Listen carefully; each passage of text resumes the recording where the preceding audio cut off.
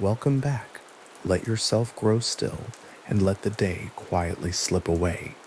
Bit by bit, we'll drift toward the deep, still waters where a golden fleet vanished long ago. If this quiets your mind, subscribe, and there's always another waiting tomorrow night. A silver ingot weighs more than the hand expects, and at the docks of Portobello, on the Caribbean coast of present-day Panama, a single ingot might weigh between 60 and 80 marks, somewhere between 30 and 40 pounds of alloyed silver, dull and gray in the open air, carrying none of the gleam the word silver implies. In the full heat of a tropical morning, with the dock timbers already warm underfoot and the harbor water lying flat and green in the distance, a man lifting such an ingot from a mule's saddlebag would feel it as a resistance, a reluctance in the metal to be moved at all. It did not shine in that light. It sat in the hands like something geological, like a piece of the earth that had been shaped but not transformed. And then it was placed on the wooden counting table, a sound somewhere between a clap and a thud, the grain of the wood taking the weight without complaint, and the quill moved, and the number was recorded, and the ingot became, for the purposes of the crown, a line in a ledger. This was how it began, not with ships, or storms, or the open Atlantic, but with a table, and a quill, and a mark made in ink on paper in a port that was itself barely more than a clearing in the green.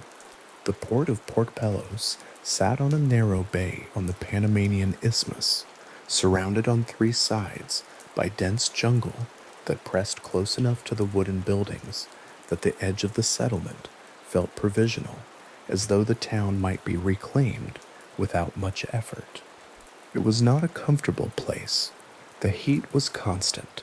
The humidity was such that metal rusted quickly, that timber rotted faster than it could be replaced, that the skins of documents kept in unsealed chests bloomed with mold between one inspection and the next, and the town existed for a single purpose, and that purpose was the passage of silver. Once a year, or near enough, the great mule trains descended from the highlands and the roads of the interior, long columns of animals and men moving through the forest on paths that were themselves worn deep by generations of the same transit.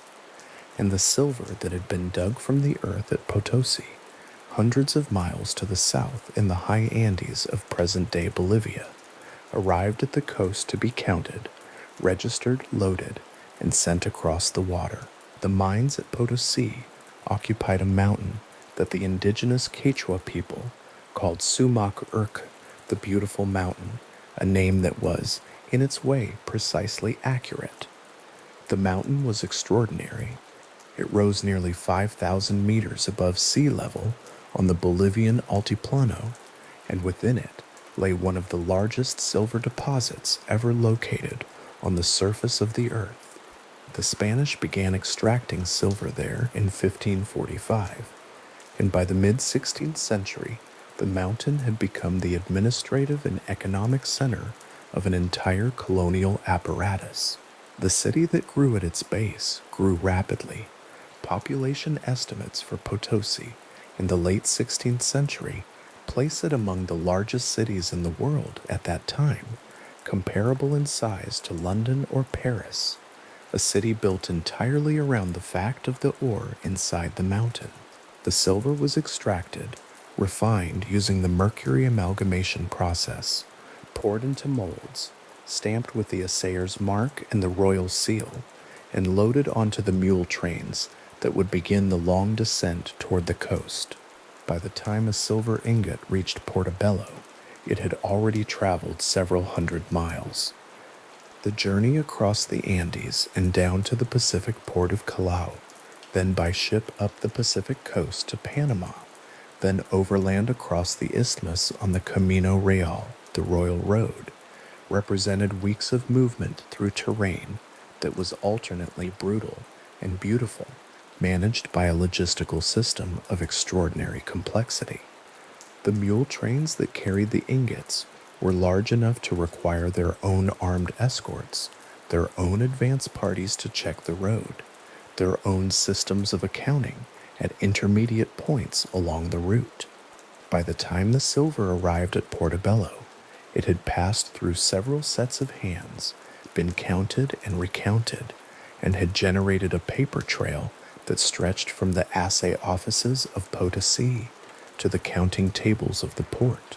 And then the quill moved again, and the line in the ledger was confirmed, and the ingot was stored in the warehouses that lined the dock, while the rest of the cargo accumulated around it. The feria at Portobello, the trade fair that assembled around the arrival of the mule trains, and the corresponding arrival of the Spanish fleet from across the Caribbean, lasted only a few weeks. The town swelled during this period far beyond its ordinary population, its narrow streets filling with merchants, officials, sailors, soldiers, and the enslaved people who performed much of the labor that made the entire system function. The silver was one of many things traded here, but it was always the central thing, the anchor around which everything else orbited. Crates of cochineal dye arrived from the workshops of Mexico, wrapped carefully against moisture. Sacks of indigo came down from the highlands of Central America, their contents a dense blue-black powder that would eventually color the fabrics worn in courts across Europe. And from the emerald mines of Muzo and Chivor, in the mountains of present-day Colombia, came small locked wooden chests containing stones extracted from the blue-black shale of riverbeds by the hands of indigenous laborers, stones that were irregular in their shapes, not yet faceted in the precise mathematical manner of a later age. But already the intense green that made them among the most valued objects in the known world. These chests were small enough to be carried under an arm, but their contents were destined for the jewelers of Madrid and Lisbon and Antwerp, for the rings and reliquaries and chains of royalty. It is worth holding the image of those chests for a moment. Each one was an ordinary object made of ordinary wood, something that could sit unremarked on any counting table beside the silver ingots, and yet the stones inside them had been formed in the earth over millions of years, extracted from shale deposits at altitude in the Colombian mountains, and were now in the process of crossing an ocean to be set in gold and worn by people who had never seen and would never see the places they came from. The transit of a single emerald from the mine at Muzo to the finger of a Spanish nobleman involved a chain of labor, documentation, and commerce that would take years and span 2 continents. The emeralds, like the silver, were recorded in ledgers at each step of their journey. The Casa de Contratación in Seville would eventually receive copies of all these records and file them and bind them and stack them in the great registry hall where they would remain for centuries. The Casa de Contratación was established by royal decree of Queen Isabella, the first in 1503, in the first years after Columbus's voyages had made clear that the territories across the Atlantic required a permanent administrative framework. It was housed in the Alcazar of Seville and later in dedicated buildings in the same city, and it functioned as something that no single modern institution quite resembles. Part customs house, part trade court, part maritime academy, part treasury office, and part archive. Every vessel that departed for or arrived from the Americas was required to register with the Casa. Every cargo had to be declared. Every passenger required authorization. The Quinto Real, the Royal Fifth, a 20% tax on all precious metals extracted from the colonies, was collected here, and the calculations required to assess it correctly on cargoes of irregular silver ingots and oddly cut coins were performed by officials whose mathematical precision was, according to the surviving accounts, considerable. The registry hall of the Casa de Contratación was a room in which the weight of the New World was rendered in ink. The bound manifests that were kept there recorded in columns of careful script the number of ingots, the weight of each, the assayer's mark, the ship, the voyage, the departure date, the captain's name. They recorded the cochineal in quintales and the emeralds by piece and the minted reales by denomination and count. They recorded cargo that arrived and cargo that was lost. They recorded ships that returned and ships that did not. The manifests for ships that did not return have a particular quality in the archive. The outbound manifest complete and detailed, the expected arrival date noted, and then nothing, the record simply stopping where the ship stopped, the columns that should contain arrival data left empty. These documents are still held today in the Archive of the Indies, which was established a few hundred meters from the former location of the Casa de Contratación in Seville in 1785. The archive was created specifically to house the administrative records of the Spanish colonial empire, a decision that represented, among other things, an extraordinary act of institutional memory. The vellum pages of the older manifests have faded over the centuries to a pale brown, the ink thinned from its original dark to something softer, and the columns of figures that were once written in sharp black script must now be read with care, sometimes with a magnifying glass, in the particular quiet that old archives maintain as a matter of necessity. The documents are there. The ink is there.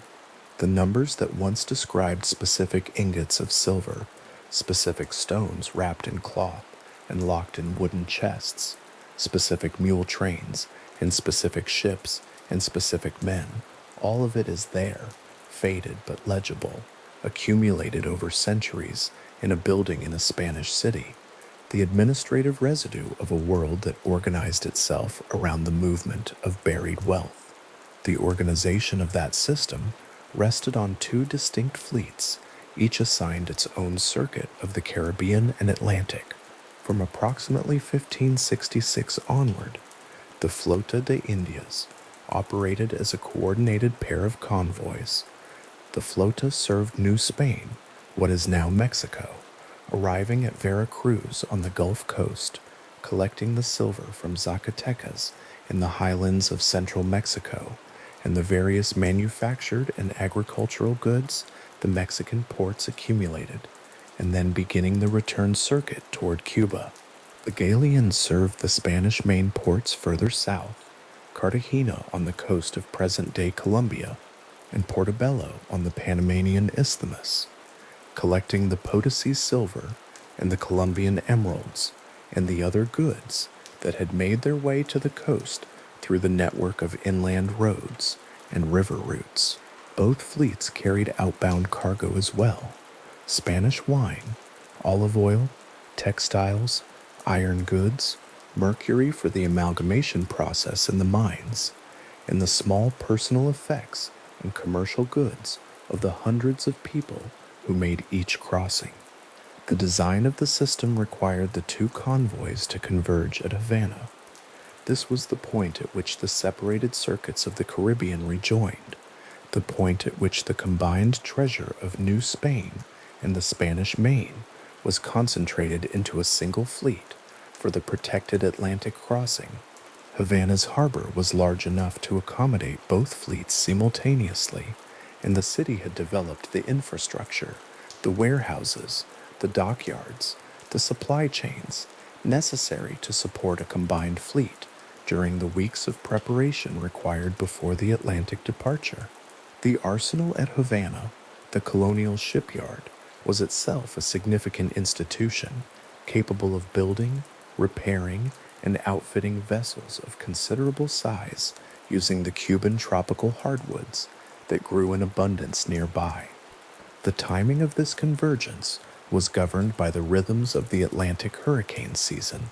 The Spanish Crown's sailing ordinances specified that the combined fleet should depart Havana no later than late spring or early summer, a schedule designed to ensure that the fleet was well clear of the Florida Straits and into the open Atlantic before the peak danger window of late summer and autumn arrived.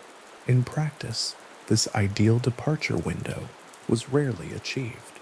The system that was supposed to operate on a calendar operated instead on the realities of a world in which cargo arrived late, ships required more extensive repairs than anticipated, bureaucratic disputes in colonial ports took longer to resolve than anyone intended, and the officials responsible for authorizing departures were sometimes simply absent or ill or engaged in the kind of administrative disagreement that colonial governance generated with considerable regularity.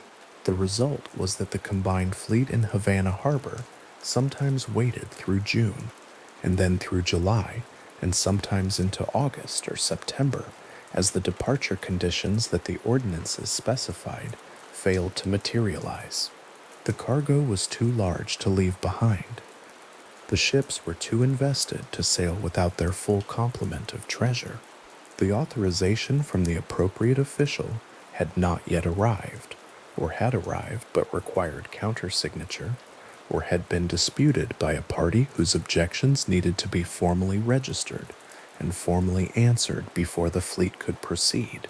And so the weeks passed in the harbor, and the hurricane season deepened, and eventually the fleet sailed anyway.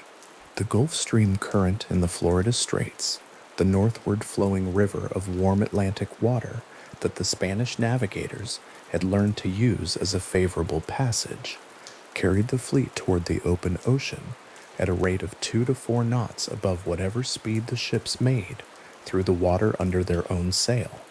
This was the standard exit route from the Caribbean, north through the Florida Straits between the Keys and the Bahamas, then turning northeast into the Atlantic proper, where the prevailing winds would carry the fleet toward the Azores and eventually toward the Iberian Peninsula. The route was well established by the mid-16th century, its hazards documented and cataloged in the Portolan charts that Spanish pilots carried, its currents studied and understood well enough that experienced navigators could predict their likely track within reasonable margins. Seville, at the far end of this crossing, waited. It had been the exclusively authorized port of departure and arrival for all Spanish transatlantic trade since 1503, a monopoly that reflected both its existing commercial infrastructure and the political decisions of the early colonial period. The city sat on the Guadalquivir River, approximately 80 kilometers from the open sea, and the inland position that made it administratively convenient also created practical complications for the largest vessels in the fleet. The Guadalquivir at Seville was navigable for ships of moderate draft, but the galleons that returned from the Americas loaded with silver were often too heavy, their hulls riding too low, to make the full transit upriver without first stopping at the shallow outport of Sanlúcar de Barrameda at the river's mouth. Here, at the shallow anchorage where the Guadalquivir met the Gulf of Cadiz, the largest ships would wait for favorable tides, sometimes offloading a portion of their cargo onto smaller vessels capable of navigating the shallower upper river. Sanlúcar de Barrameda was in its way a threshold, the last piece of Spain before the open water, and the first piece of Spain the returning fleet touched after weeks or months at sea. The town's position at the mouth of the river gave it a quality of arrival and departure that was difficult to find anywhere else in the country. Ships anchored in the road off Sanlúcar before outbound crossings, riding at anchor in the river mouth, their hulls already low in the water with their outbound cargoes, waiting for the right conditions, a favorable wind, a sufficient tide, to begin the Atlantic transit. And ships anchored there again on their return, their hulls even lower now, their registered weight confirmed by the manifest they carried, their actual weight somewhat greater than the manifest declared.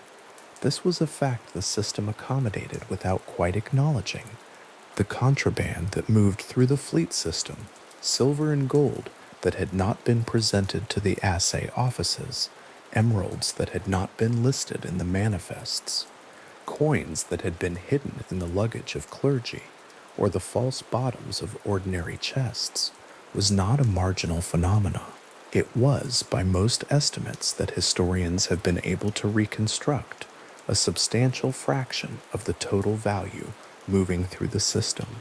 The ships that rode low in the water at San Lucar were carrying more than the ledgers at the Casa de Contratación recorded. This was understood. It was, within limits tolerated. The system was too large, the cargo too dispersed across too many ships and too many private parties to be perfectly controlled. What the Casa de Contratación recorded was the recoverable portion of the wealth, the portion that could be counted and taxed and entered into the official account. The rest moved alongside the official cargo in the ordinary darkness of sealed containers and trusted personal luggage. The silver that was counted, the ingots that sat in the registry hall's manifests and precise columns of weight and assay mark, came overwhelmingly from two great sources. Potosí, in present-day Bolivia, was the larger, its ore bodies so rich that the mountain itself became a kind of planetary fact, a feature of the globe that organized the economies of Europe and Asia in ways that are still being traced and measured by economic historians. Zacatecas in Mexico was the second, its silver veins discovered in 1546, just 1 year after Potosí, and its output sustained over the following 2 centuries by a combination of indigenous labor, African enslaved labor, and the mercury that arrived on the outbound fleet to feed the amalgamation process. The silver from both sources passed through the same mints, bore the same royal stamp, and ended up in the same manifests. To the quill moving across the page in the registry hall, a mark of Zacatecas silver and a mark of Potosi silver were the same thing, entered in the same column, with the same notation, assigned the same value, assessed the same tax. The coins that the mints produced from this silver were known as reales, and the largest denomination, the 8 real coin, the piece of 8, became the closest thing the 17th century had to a universal currency.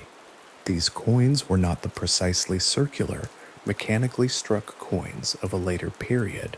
They were cob-cut, cortados de sisal in the official terminology, pieces of silver sheared from a bar at roughly the correct weight and then struck between the dies by hand, producing coins that were irregular in shape, often thick on one edge and thin on another, with designs that were frequently partial and sometimes barely legible.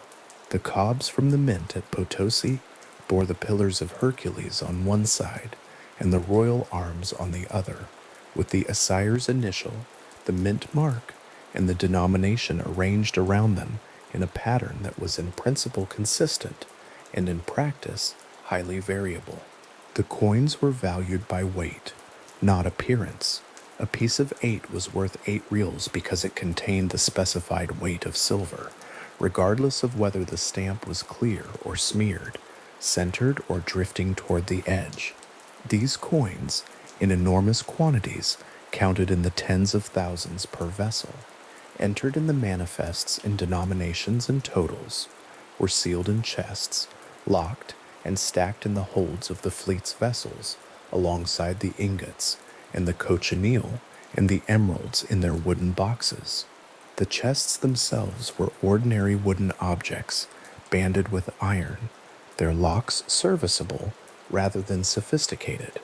Their contents were extraordinary, only in the sense that an abstraction of value, the wealth of 2 continents distilled into portable, countable units, had been given physical form and placed in a container small enough to be lifted by 2 men.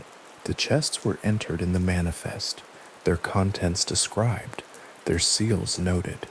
They were then lowered into the hold, stacked in order, and covered with whatever other cargo occupied the same deck. The registered cargo was, in its way, also a kind of document, a three-dimensional record of the colonial economy, arranged in the hold of a ship, ready to cross the Atlantic.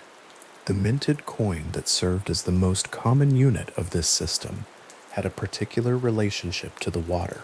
Coins that fell into the sea during a storm, or sank with a ship, or were lost overboard in the course of loading and unloading over a career of multiple voyages, entered the ocean as bright silver and emerged, if they emerged at all, as blackened discs, their surfaces converted by the chemistry of seawater to silver sulfide, dark as tar, the design beneath the corrosion still present, but invisible until the coin was cleaned.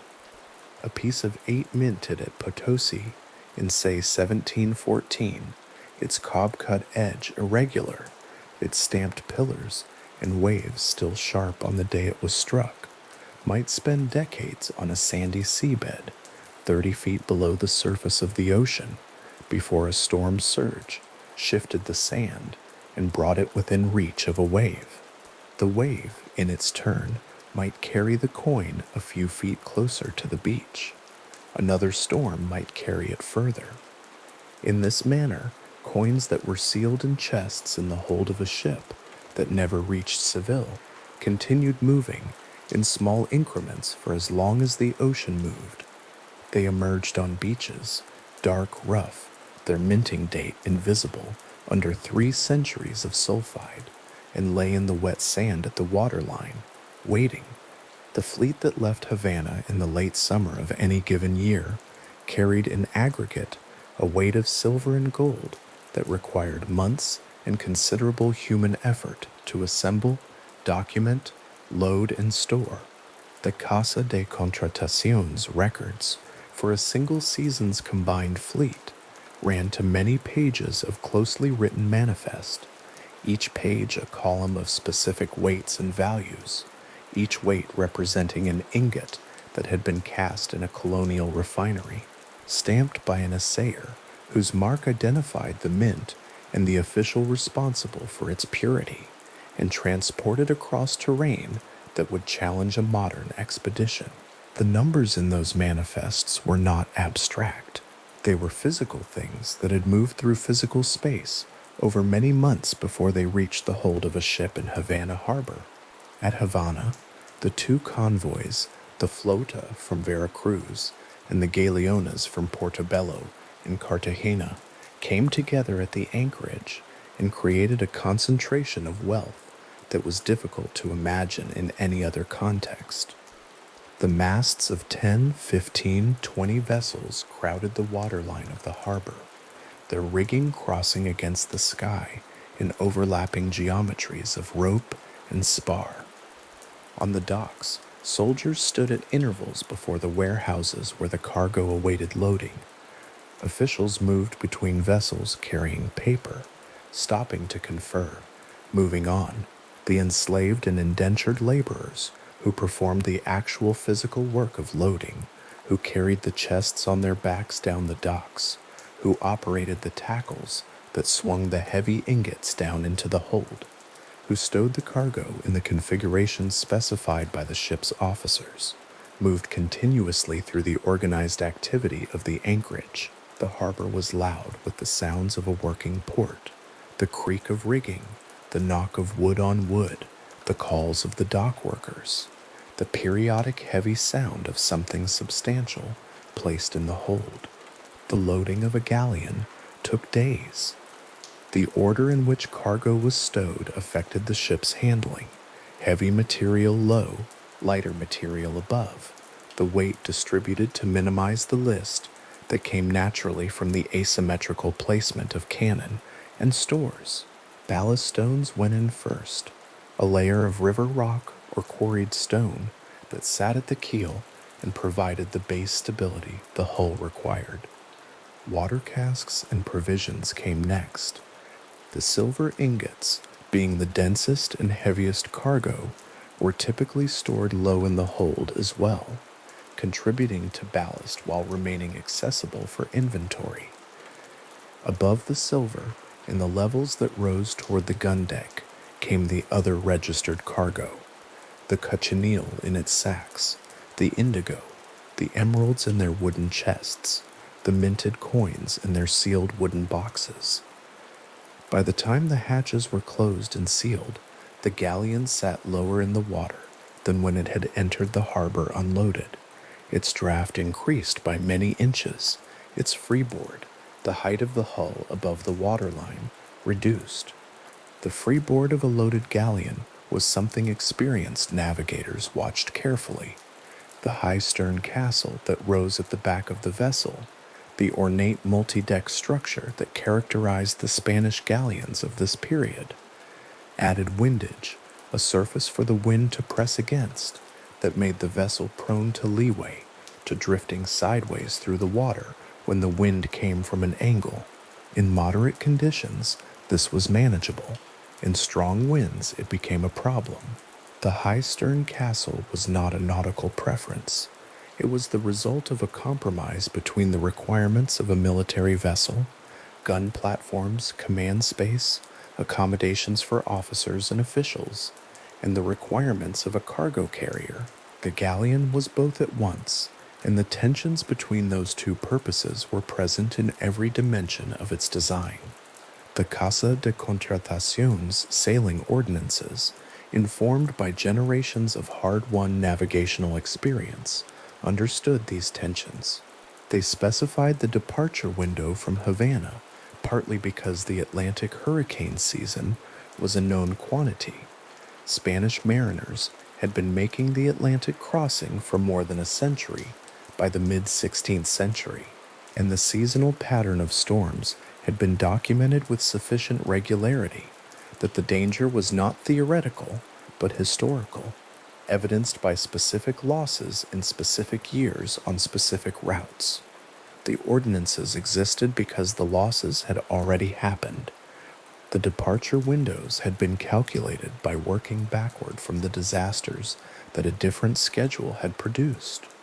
And yet the fleet was late, year after year, because the system that was supposed to deliver cargo on time was subject to all the ordinary friction of human institutions: the late arrival of a mule train from the interior, the dispute between two merchants over the precedence of their goods in the loading queue, the illness of an official whose signature was required before a cargo could be certified, the ship that had arrived in Cartagena needing more extensive caulking than the preliminary inspection had suggested.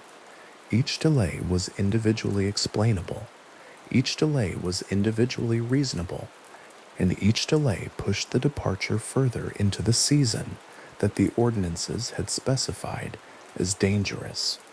By late July, in a year when the delays had been particularly numerous and particularly understandable, the combined fleet in Havana Harbor would be ready to depart. The manifests would have been reconciled and copied. The final inspection of the loaded vessels would have been conducted. The senior officer commanding the fleet, the general, the almirante, the pilots appointed by the Casa de Constitución to navigate the difficult first portion of the passage through the Florida Straits, would have received the authorization to sail. The soldiers on the docks would have come aboard and been assigned their stations. The anchors would come up and the sails would be raised, and the harbor would begin to open behind the fleet as the vessels moved toward the channel that led to the open sea. The Gulf Stream would find them quickly. The current runs along the western edge of the Florida Straits with a force that is detectable even aboard a large vessel, a persistent push to the north and northeast that adds measurably to the fleet's progress and carries the ships away from the harbor and toward the Atlantic at a rate that experienced pilots could estimate but not precisely measure. The ships would settle into the current's flow, the sails filling in the prevailing southeasterly breeze, the deep blue of the Gulf Stream water visible beneath the hull as the current's warmth met the slightly cooler water along the Florida coast. The coast itself would be visible on the western horizon, a low green line, barely distinguishable from the sky above it on overcast days, more distinct in clear weather when the morning light caught the pale band of beach above the waterline.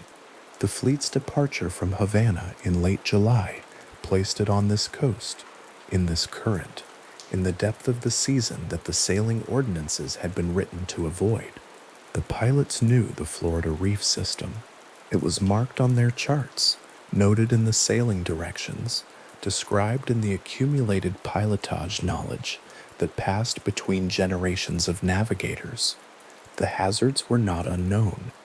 They were simply in the ordinary working of a very large and very slow-moving bureaucratic and commercial system, sometimes encountered anyway. The fleet moved north.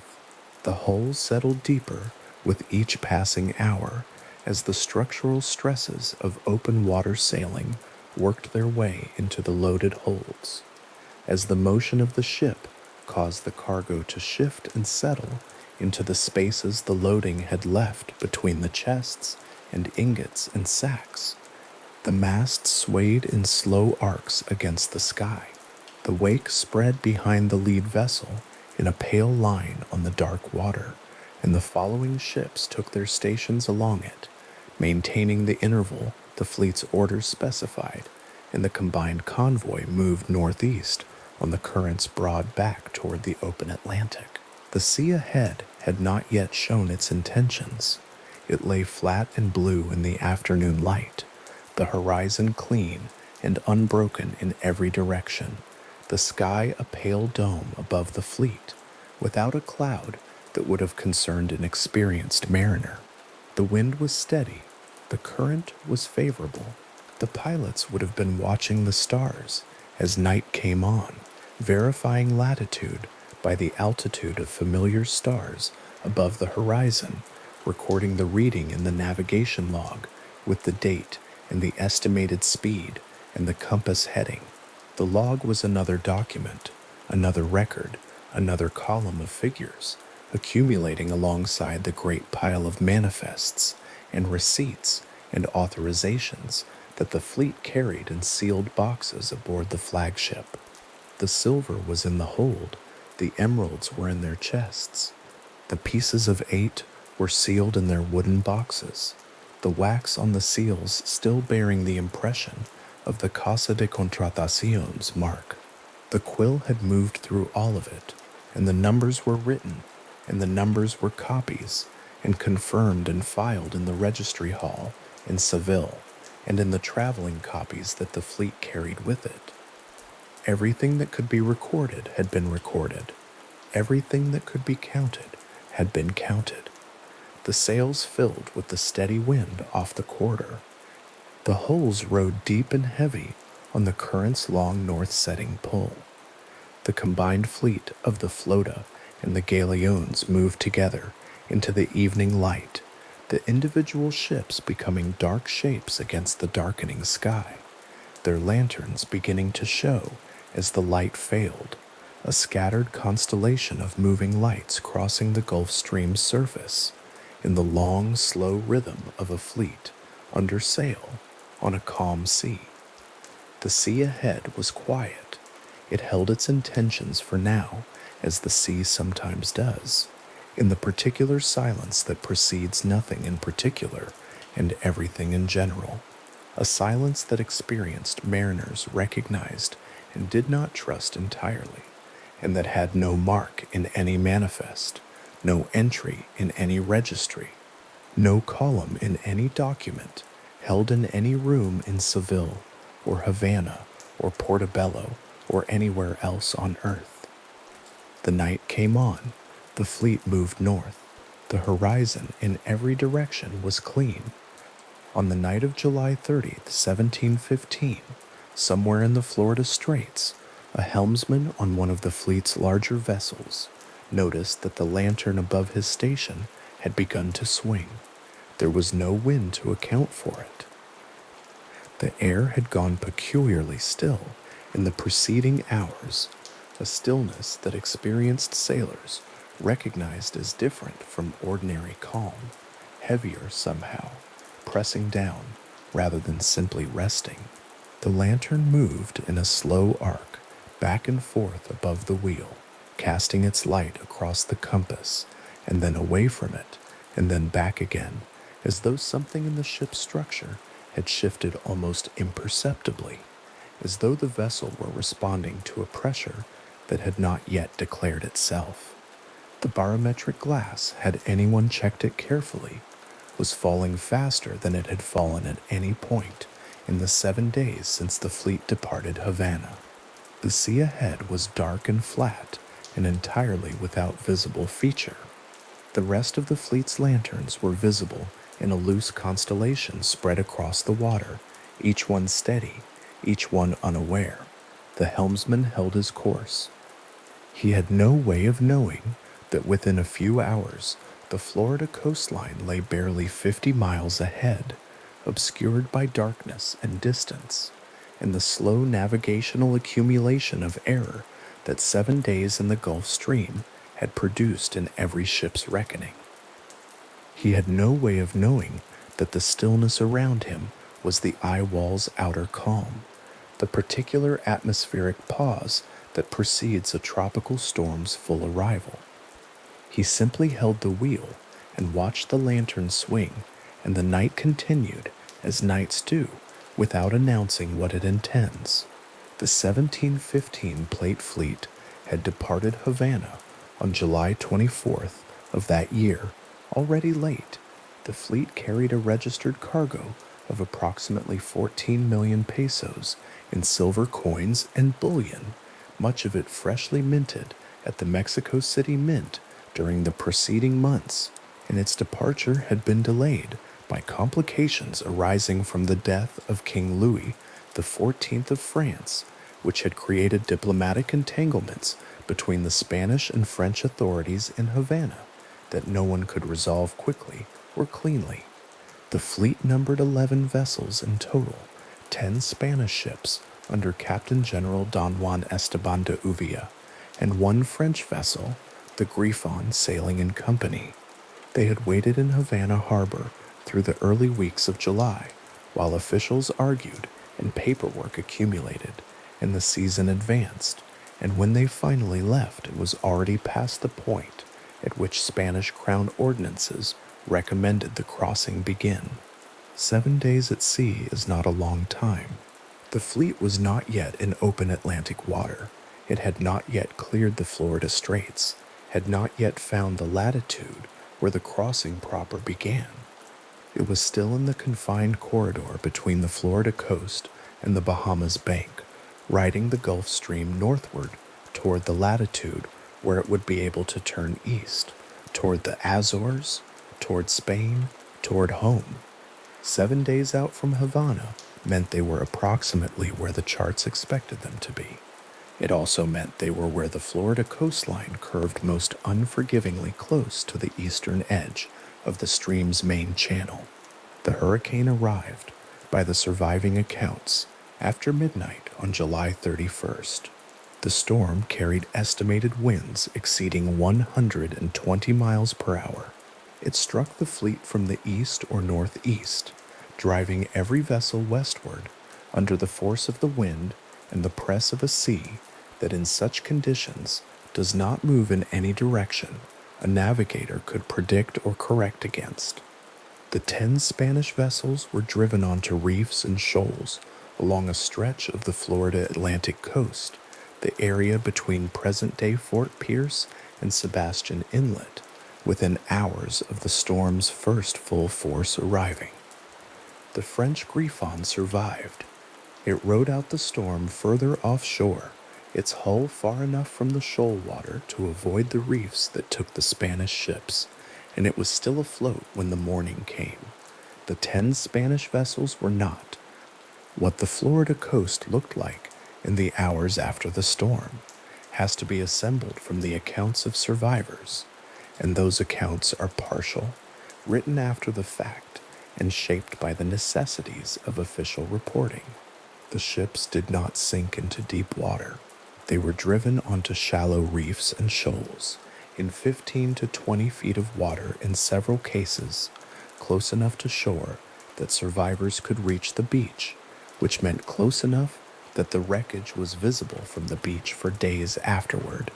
The registered cargo, 14 million pesos in silver, was distributed across 10 wreck sites along approximately 13 miles of coastline. The masts of some vessels remained above the waterline for weeks.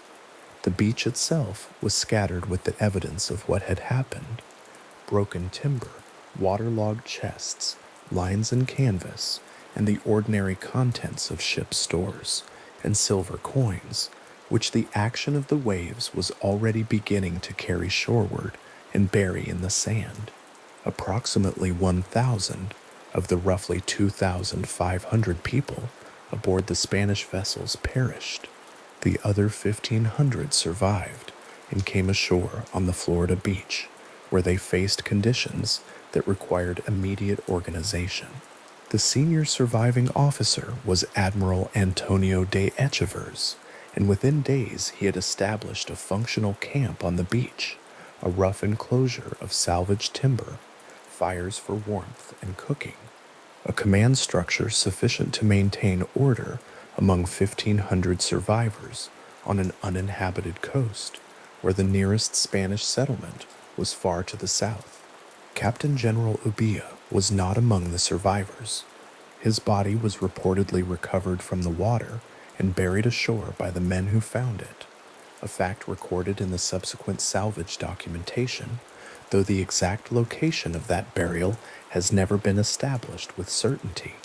The immediate problem, beyond the basic requirements of survival, was the treasure, 14 million pesos in silver, much of it in the form of coins and ingots, was lying in shallow water on the seabed directly offshore. The storm was past. The water was clearing. The Spanish crown's interest in recovering that cargo was absolute, and Echevers understood it. Within weeks, professional salvage operations were underway. The divers who worked these sites were, by the record, largely enslaved Africans and indigenous Caribbean people, men whose breath-hold diving skills had been employed in pearl fishing and other underwater work throughout the colonial period, and who were brought to this stretch of Florida coast by the Spanish Salvage Organization with no particular interest in documenting their names or their experience in the official accounts. They dove repeatedly in water 15 to 20 feet deep, working by touch and sight in the turbid aftermath of the storm, recovering coin clusters and ingots and sealed chests from among the broken timbers of the wrecks. The salvage camp that Echevers organized on the beach became a functioning semi-permanent installation over the following months, and the operation it oversaw continued for roughly 2 years before the most accessible material had been accounted for. The Spanish records show that roughly half the registered cargo was recovered during those years of official salvage. Half the registered cargo means approximately 7 million pesos. The other half, the cargo that lay in sections of the wreck sites too broken or too buried to reach with the tools and techniques available, or that had shifted under sand and storm activity into positions the divers could not locate, remained on the Florida seabed when the official salvage operation concluded and the camp was dismantled and the divers were taken elsewhere. It remained there for a long time.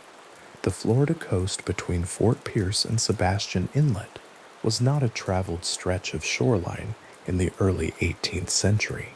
Brisbane maintained a nominal presence in Florida, but the territory was thinly administered, sparsely populated by European settlers, and subject to persistent pressure from English colonies to the north. The Bahamas in particular served as a base for English privateers who had learned of the disaster almost immediately and made early attempts to take advantage of the vulnerable survivor camp, attempts that Echevers' organization successfully resisted. Once the official salvage was complete and the Spanish presence withdrew, the coast returned to the quiet it had held before. The sand covered what the divers had not reached. The broken timbers of the wrecks degraded and scattered and were slowly incorporated into the reef. The silver lay in the dark water and the dark sand in the way that silver does, patient and without need. The coins did not stay entirely still. Storms move things, and the Florida coast has always had storms. In the years and then the decades, and then the centuries after 1715, the action of seasonal storms along this stretch of shoreline periodically disturbed the shallow seabed and turned material up to the surface and carried it toward the beach. Occasionally a coin would be washed ashore. There is no systematic record of these occurrences. A coin found on a beach by a fisherman or a traveler in the 18th or 19th century would not necessarily have been reported to anyone, would not necessarily have been identified as part of a specific fleet disaster, would simply have been a thing picked up from the sand and pocketed or traded or spent, its origin unknown and its documentation non-existent. The knowledge of what lay offshore persisted in Spanish records. The Archive of the Indies in Seville holds documentation of the 1715 disaster, the salvage operation, the recovered and unrecovered portions of the cargo, but those records were not consulted by anyone with the means and intention to act on them until the 20th century was well advanced.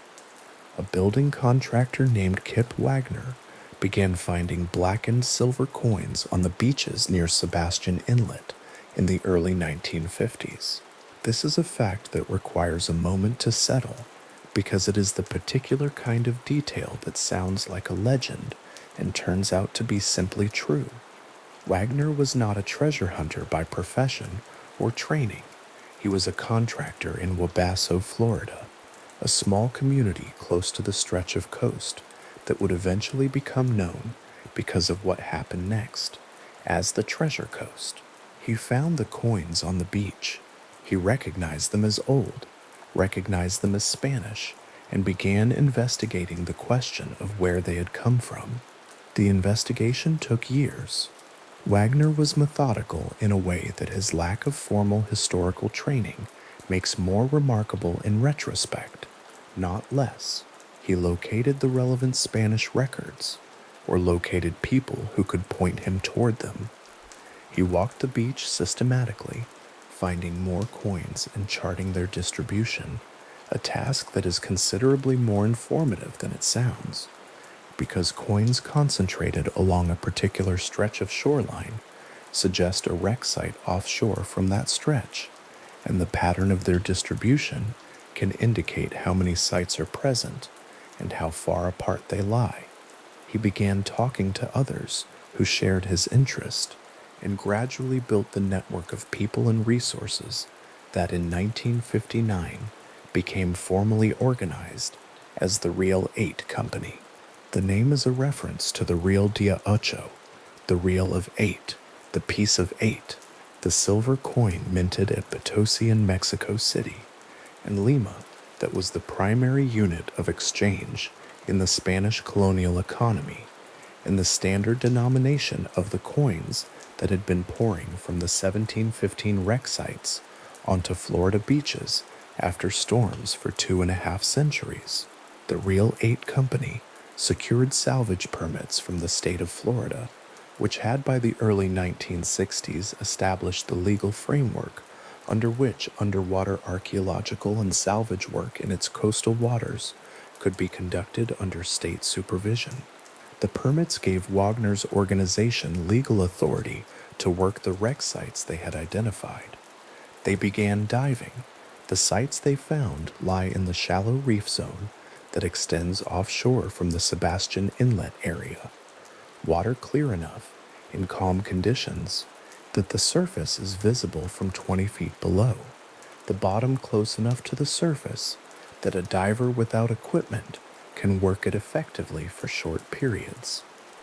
What the divers found in the early years of the Reel 8 operation confirmed everything the coin distribution had suggested. Ballast mounds, low concentrations of river stones that had been carried as ballast in galleon holds and had settled onto the seabed when the hulls broke apart, marked the positions of individual wreck sites around the ballast mounds and scattered outward from them in the patterns that 3 centuries of storm activity and current movement had produced, lay the surviving material of the 1715 cargo: coins, ingots, anchors, cannon, ceramics, the encrusted iron and bronze fittings of ships that had ceased to exist as vessels and had become instead a permanent part of the Florida Reef community. The Treasure Coast was named for what those dives produced. The name became permanent, and the stretch of Florida shoreline it describes, roughly the coastline of Indian River, St. Lucie, and Martin counties, carried it forward from the early years of the Reel 8 operation into the present day, where it appears on road signs and in real estate listings and on the websites of vacation rentals, the original source of the designation both famous and largely unremarked in the daily context of its use. Among the objects recovered from the 1715 sites during the years of Reel 8 operations, and in the subsequent decades of continued work by successor organizations and licensed salvors, are coins that now reside in museum collections and private holdings across the country.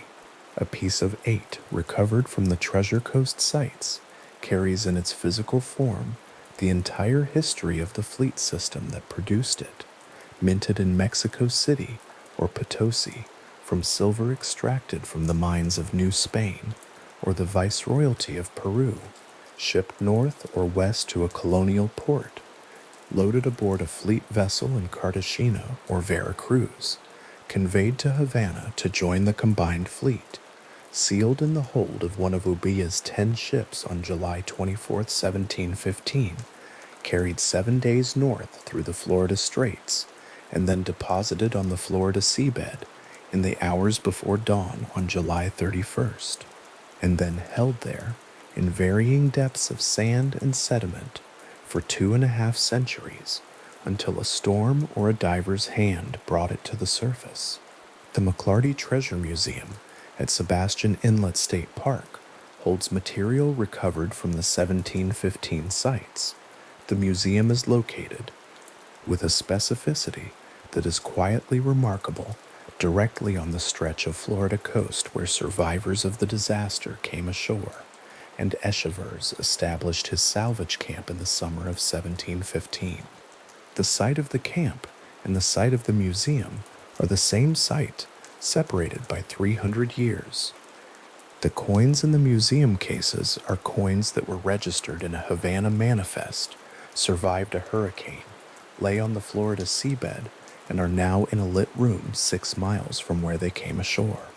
The cob-cut edges of the coins, irregular, sheared rather than perfectly struck, the result of a colonial minting process that valued weight accuracy over visual regularity, are still sharp in some cases, the silver dense and heavy, the surface carrying the corrosion of centuries of immersion, but the metal beneath it unchanged.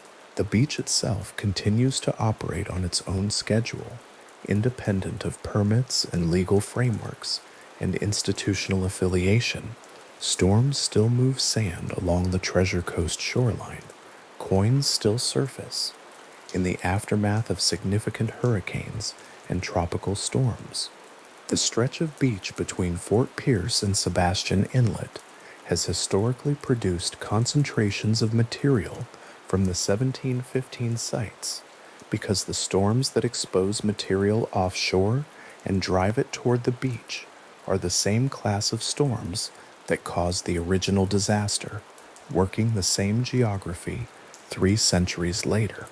A walker along the waterline after a storm, moving slowly and watching the tide line where it meets the wet sand, operates in the same perceptual mode that Kip Wagner used on the same beach in the early 1950s, attention directed downward, toward the surface of things, waiting for the particular quality of dullness that distinguishes an old corroded coin from a shell fragment or a pebble. The dullness is distinctive once recognized. A black and silver cob does not glint. It absorbs light rather than reflecting it.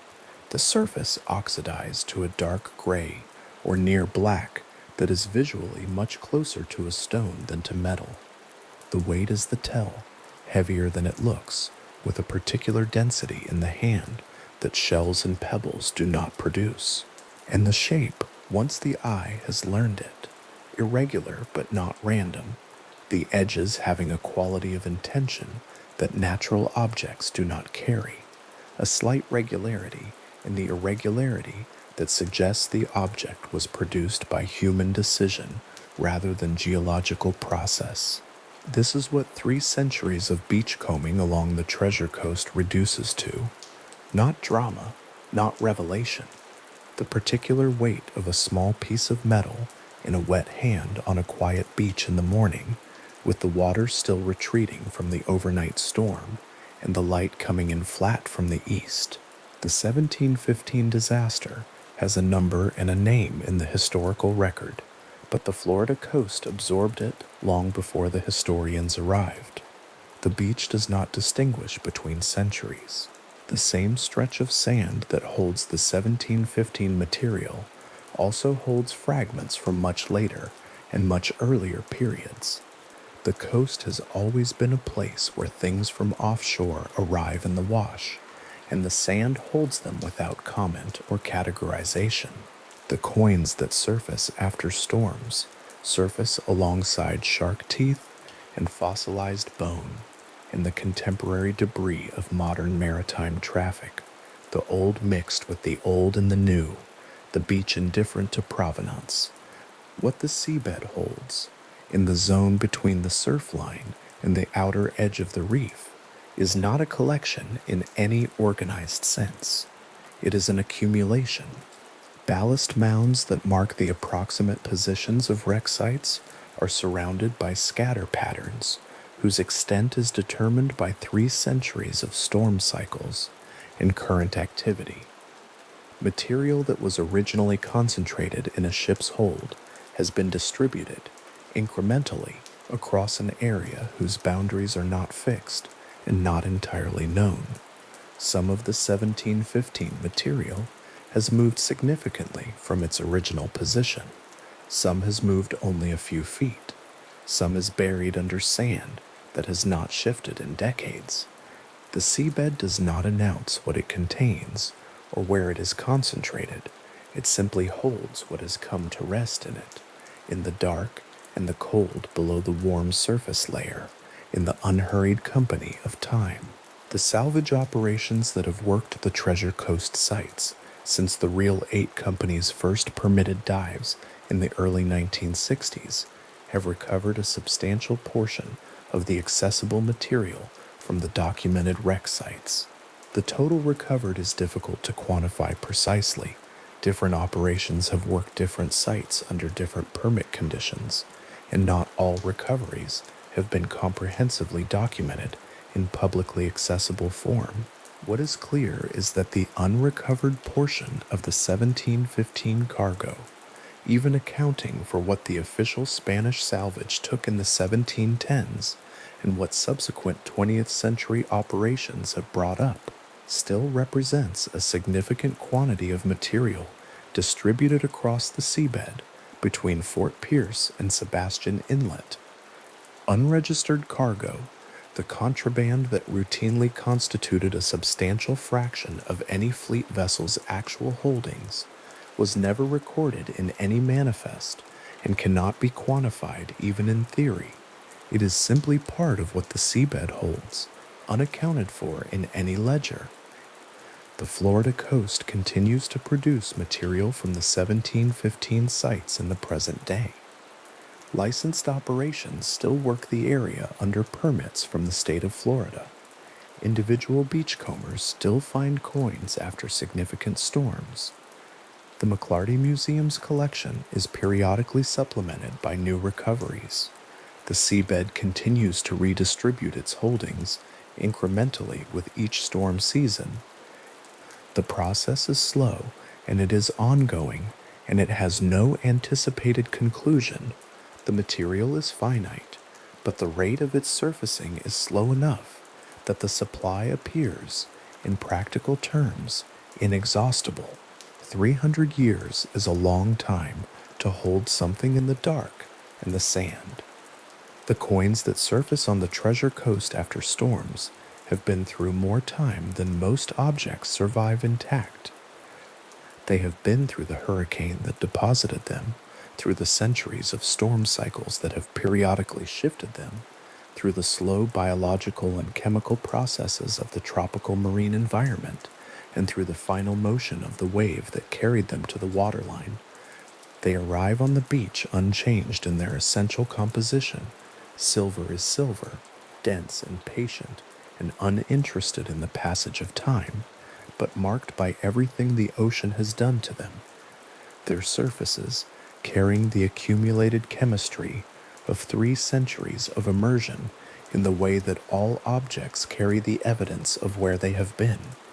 The particular stretch of Florida beach where the 1715 survivors came ashore and built their camp with salvaged timber is still a beach.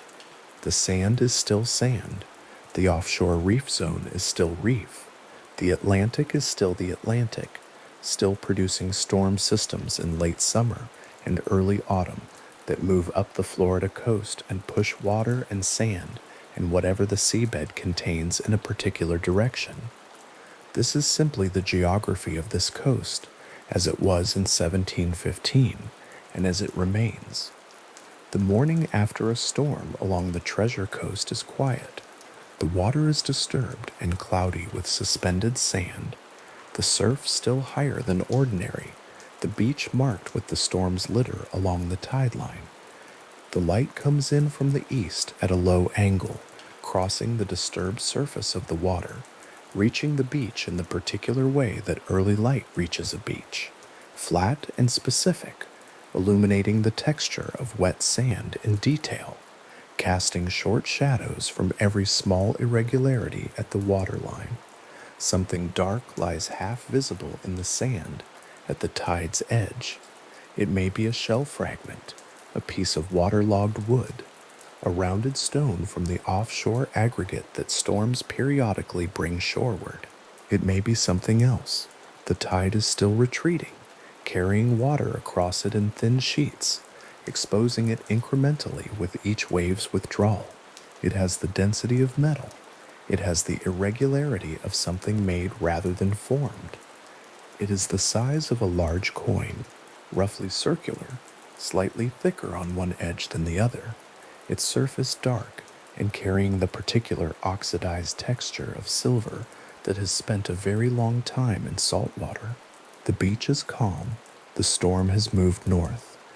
The water is still retreating, still rearranging the sand at the waterline in the quiet, methodical way that water rearranges sand, not urgently, not completely, but incrementally and persistently, the way that all long processes work. The Treasure Coast has been offering these small returns for 3 centuries, one storm at a time, one wave at a time, the sea relinquishing its inventory in the particular unhurried rhythm that belongs entirely to the sea. The coin lies still at the waterline. The wave retreats. The light crosses the wet sand and finds it, and rests there. In the archive of the Indies in Seville, the reading rooms hold a particular quality of light in the late morning, a diffused whitish brightness that comes through high windows and falls across the long oak tables without warmth, illuminating the surface of whatever document has been placed there without contributing any heat to the room. The archive is housed in what was once the Lanya de Mercaderes, the Merchants' Exchange, a building that stored contracts and correspondence and cargo declarations for centuries before anyone thought to gather them formally, to catalog them, to make of all that paper a single coherent institution. The building stands on the Plaza del Triunfo in the Old City, a short walk from the cathedral, and on any given working day, its reading rooms contain perhaps a dozen researchers seated at their tables, each with a pair of white cotton gloves and a request slip and a bound volume that arrived from the stacks on a small wooden trolley.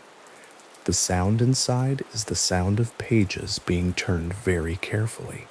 It is the sound of centuries being handled. It was into one of these reading rooms, sometime in the early 1970s, that a historian named Eugene Lyon carried a request for documents related to the Tierra Firme fleet of 1622. Lyon was working as an archivist and researcher, a trained reader of 17th century Spanish documentary script, and he had been engaged by a salvage team in Florida to search the Spanish colonial records for any surviving cargo manifest related to a specific ship, the Nuestra Señora de Atocha, that had been lost in a hurricane near the Florida Keys 350 years earlier. The request was not unusual in the context of the Archive of the Indies, where researchers routinely arrived with questions drawn from the edges of documented history. The archive's holdings ran to approximately 80 million pages. Somewhere in those pages, if it had survived at all, was the document that would describe exactly what the Atosha had been carrying when she went down. Leon found it. The document was not a single sheet, but a bound volume, the formal cargo register for the 1622 Tierra Firme fleet. Its pages covered in the dense abbreviated notation that Spanish colonial administrators used for recording weights and valuations and provenance markers. The script was difficult. The abbreviations required a trained eye and a working knowledge of the conventions of the period. The particular ways a royal accountant in the 17th century chose to record the difference between registered silver and silver assessed as contraband. Leon could read all of it. He unfolded the relevant sections and found the Atosha's manifest laid out in the careful columnar form that the Casa de Contratación had required of every vessel in the Carrera de Indias for over a century. The columns resolved, as Leon read them, into a cargo list of precise and almost staggering specificity. The manifest recorded 901 silver ingots. It recorded 255,000 silver coins. It listed 161 pieces of gold and 582 copper ingots, along with quantities of tobacco, indigo, and additional goods. The numbers on the page were the result of a specific weighing and counting operation conducted at a specific colonial port on a specific date, physical objects placed on scales, tallied, assessed for the royal fifth, sealed in their chests and barrels, and entered into a ledger that was then copied, certified, and filed in Seville. The manifest was not an approximation. It was a record. What Leon understood, sitting in that diffused archival light, was that the document in his hands made the Atosha locatable in a way that it had not previously been. The cargo was not merely a romantic abstraction, a treasure ship, a lost fleet, the vague Spanish gold of legend. The cargo was a specific enumerated collection of objects that had been made in real places by real hands. The 901 silver ingots had each been cast at a smelter, stamped with an assayer's mark, assigned a weight in marcos, and entered in a register. The 255,000 silver coins had been minted at specific facilities, cut from silver blanks, and struck with specific dies that left identifiable marks. Every object the Atosha carried bore, in some form, the administrative signature of the system that had produced and recorded it.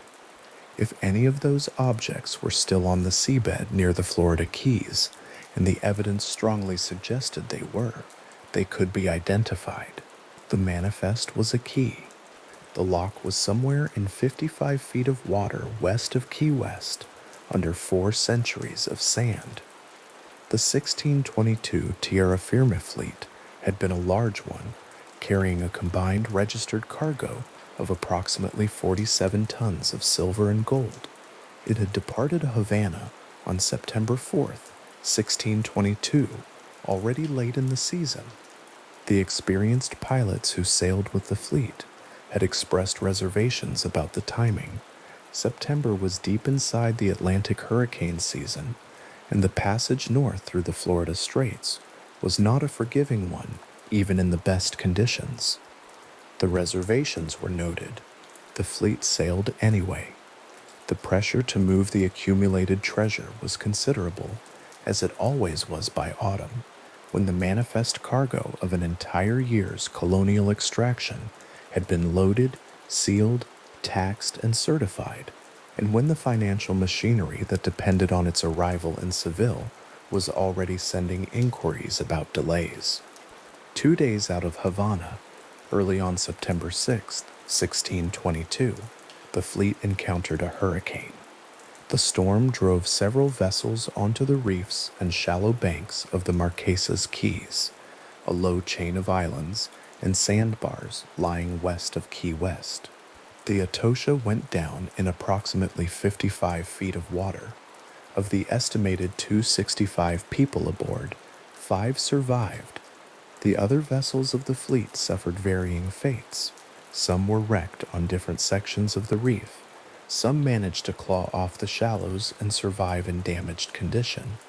And the overall losses in people and cargo were among the most severe the fleet system had experienced in the 17th century. A second hurricane struck the following October and broke the Etosha apart further, scattering whatever remained of her structure and cargo across a broader area of shifting sand and intermittent coral. The Spanish mounted a salvage effort almost immediately. They knew from the manifest that Lyon would find 3.5 centuries later in Seville exactly what the Etosha had been carrying and roughly where she had gone down. The colonial salvage divers who were brought to the site, breath-hold divers, working without any equipment beyond their own lung capacity, in water warm enough to work but deep enough to challenge, recovered some material from the other wrecks of the 1622 fleet. The Etosha's bronze cannon were relocated in 1626, confirming the general wreck site, but the cannon were in 55 feet of water, deeper than consistent recovery allowed with the available technology, and the silver ingots and coin chests had been scattered by the October storm into an area that defied systematic search. Eventually, the Spanish salvage effort wound down. The manifest was filed in Seville. The Etosha settled further into the sand. Mel Fisher had been searching for the Etosha since the late 1960s. He was a former chicken farmer from Indiana who had opened a dive shop in California in the 1950s, developed an early commercial interest in underwater gold prospecting, and eventually focused his operations entirely on the historic wreck sites of the Florida Keys. Fisher worked the Florida Keys reef zones with a system of search vessels and a roster of divers and crew that changed over the years but maintained a consistent operational character, methodical, grid-based, slow, expensive, and sustained by a combination of investor funding and an apparently inexhaustible personal conviction that the Etosha's main cargo concentration would eventually be found. He called the undiscovered center of the wreck site the mother lode. He spoke about it the way one speaks about something already located, already certain, merely not yet reached. The search area was the quicksands, a region west of Key West where strong tidal currents moved sand in patterns that could bury and uncover wreck material unpredictably, where a ballast stone visible in one season might be buried under 4 feet of sand the next. Working the quicksands required a willingness to commit to an area that refused to remain consistent to return to positions already searched because the seabed there was not the same seabed as before. Fisher's vessels used a technique involving the deflection of propeller wash downward, a prop wash deflector, or mailbox as the crew called it, to blow holes in the sand and expose whatever lay beneath. The technique was productive in the right conditions. It was also profoundly labor-intensive and slow. A 25-foot circle of exposed seabed required hours of work. The quicksands covered many square miles. Eugene Lyon's archival findings transformed the search in a specific way. Before the manifest, the search had been guided primarily by geographic reasoning, what was known about the hurricane track, what the survivors had reported about the location of the sinking, what the Spanish records of the 1626 cannon recovery suggested about the site. This was all useful but imprecise. The manifest added a documentary layer. Now the search team knew not just where to look in general terms, but what to look for in specific ones. A silver ingot from the Atosha's cargo would bear the assayer's mark recorded in the manifest. A coin from the 255,000 listed would carry the mint mark and date that the register specified. Every artifact recovered from any candidate site could be checked against the manifest. The record was not just historical background, it was an identification tool. Leon continued working through the Seville archives for years, surfacing additional documents that refined the picture. Salvage reports from 1622 and 1623, depositions from survivors, correspondence from colonial officials about the fleet's losses. Each document added a layer of specificity to a search that had previously operated in a thinner informational environment. In the summer of 1973, the search vessels found a cluster of silver bars in a location that the team designated the Bank of Spain site. The silver bars bore assayer marks consistent with the 1622 fleet. They were working in the right area. The pace of discovery accelerated over the following months, and then slowed again, and then accelerated, in the pattern that long searches impose on those conducting them. The seabed gave up material and then withheld it, promising grid squares turned up ballast stones and ceramic shards.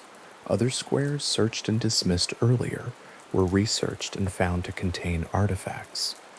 In the summer of 1975, while the search was ongoing and actively producing finds, one of Fisher's search vessels, a converted army vessel called the Northwind, capsized during a night operation. 3 people aboard drowned. One of them was Dirk Fisher, Mel Fisher's eldest son, who had been working the Atosha search alongside his father for years and had been instrumental in many of the site's earlier discoveries. His wife, Angel Fisher, also drowned. A crew member named Rick Gage died with them. Fisher received the news by radio while aboard another search vessel. He continued the search. The work went on for another decade. This is noted in the record without elaboration, because elaboration would add weight to something that has already settled into the history of the search at its own particular depth.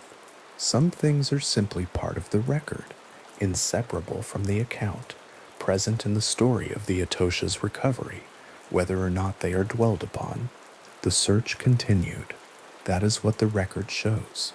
The artifacts that came up over the years of the search accumulated in a way that was both professionally documented and physically striking. Silver ingots recovered from the seabed arrived at the surface coated in a thick gray-black concretion that looked like ordinary stone until it was cleaned.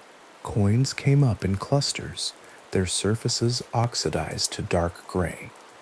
Their minted details obscured but not destroyed. When cleaned with careful chemical treatment, the assayer marks and mint dates emerged from beneath the corrosion as clearly as they had been when the coins were sealed in their chests in Cartagena.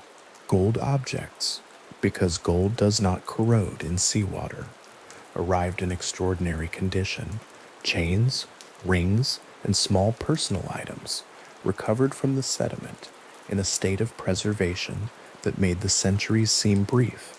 Objects handled with cotton gloves that had last been handled by hands in 1622, a gold crossbow pendant, a small gold box, an anchor link of hammered gold chain. The manifest had listed these categories in its column headings, and now the columns were being filled in from below. The search by 1985 had been running for approximately 16 years. Fisher was in his early 60s. The quicksands had been worked systematically across a wide area west of Key West.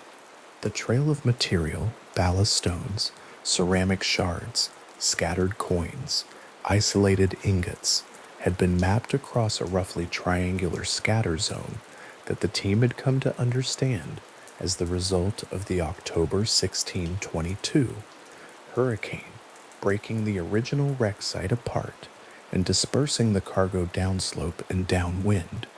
The main cargo concentration, if it existed, would be somewhere at the edge or the end of that scatter trail. The mother lode, as Fisher had always called it, would be wherever the bulk of the sealed cargo chests had come to rest when the ship broke apart, which was not necessarily close to the cannon site, not necessarily in the area most intensively worked, not necessarily anywhere obvious. On July 20th, 1985, the search vessel Dauntless reported an anomaly. Divers descended to investigate. In approximately 55 feet of water, in a location about 40 miles west of Key West, they encountered a field of silver ingots lying on the seabed in open visibility, not isolated ingots, not a scatter of 2 or 3. The seabed in that location was covered with them, a deep silver field of stacked and scattered bars, encrusted but unmistakable, extending across the sand in a concentration that corresponded to nothing that had been found in the previous 16 years of the search. The divers surfaced and radioed the vessel. Fisher received the call and went to the site. The mother lode was found. The recovery operation that followed was systematic and closely documented. The cargo concentration contained 40 gold bars. It contained over 100,000 silver coins. It contained hundreds of silver ingots, each of which could be cross-referenced against the manifest Leon had found in Seville. The assayer marks, the weights, the sequential registry numbers, all present and legible. There were gold chains of considerable length, their links hammered and joined in the 17th century manner. Some of them coiled in the sand, as though they had been set down recently. There were rings. There were personal objects that had belonged to passengers and crew, the small portable wealth of people who were crossing an ocean with everything of value they owned. And there was, among the recovered items, a piece of jewelry that had been listed in the cargo manifest under the category of ecclesiastical objects, a gold cross, hand-worked, set with 7 Colombian emeralds. The cross is now displayed at the Mel Fisher Maritime Museum in Key West, in a case with controlled lighting that shows the gold and stones clearly without distorting them. The gold is slightly irregular in color and surface texture. Hand-worked metal has a quality that cast or machine-made objects do not, an unevenness that results from the specific decisions of the goldsmith working the metal rather than from any process that eliminates individual variation. The 7 emeralds are dark green, their faceting not perfectly uniform by modern standards, but appropriate to the period and the workshop tradition that produced them. They came from the Muso mines in what is now Colombia, those emerald-bearing seams of blue-black shale in the mountains east of the Magdalena River, where the stones were extracted by indigenous laborers and eventually made their way through the colonial trade system to be set into gold objects destined for Spanish markets or royal courts. The cross made it as far as Havana before the Atocha sailed. It went down with the ship in 55 feet of water in September 1622. It lay in the sand for 363 years. It is now in a lit case in Key West, the gold still warm-colored, the emeralds still dark. The manifest that Eugene Lyon found in the Archive of the Indies listed 161 pieces of gold in the Atosha's registered cargo. The cross was among them, or at least among the category of objects that might include it.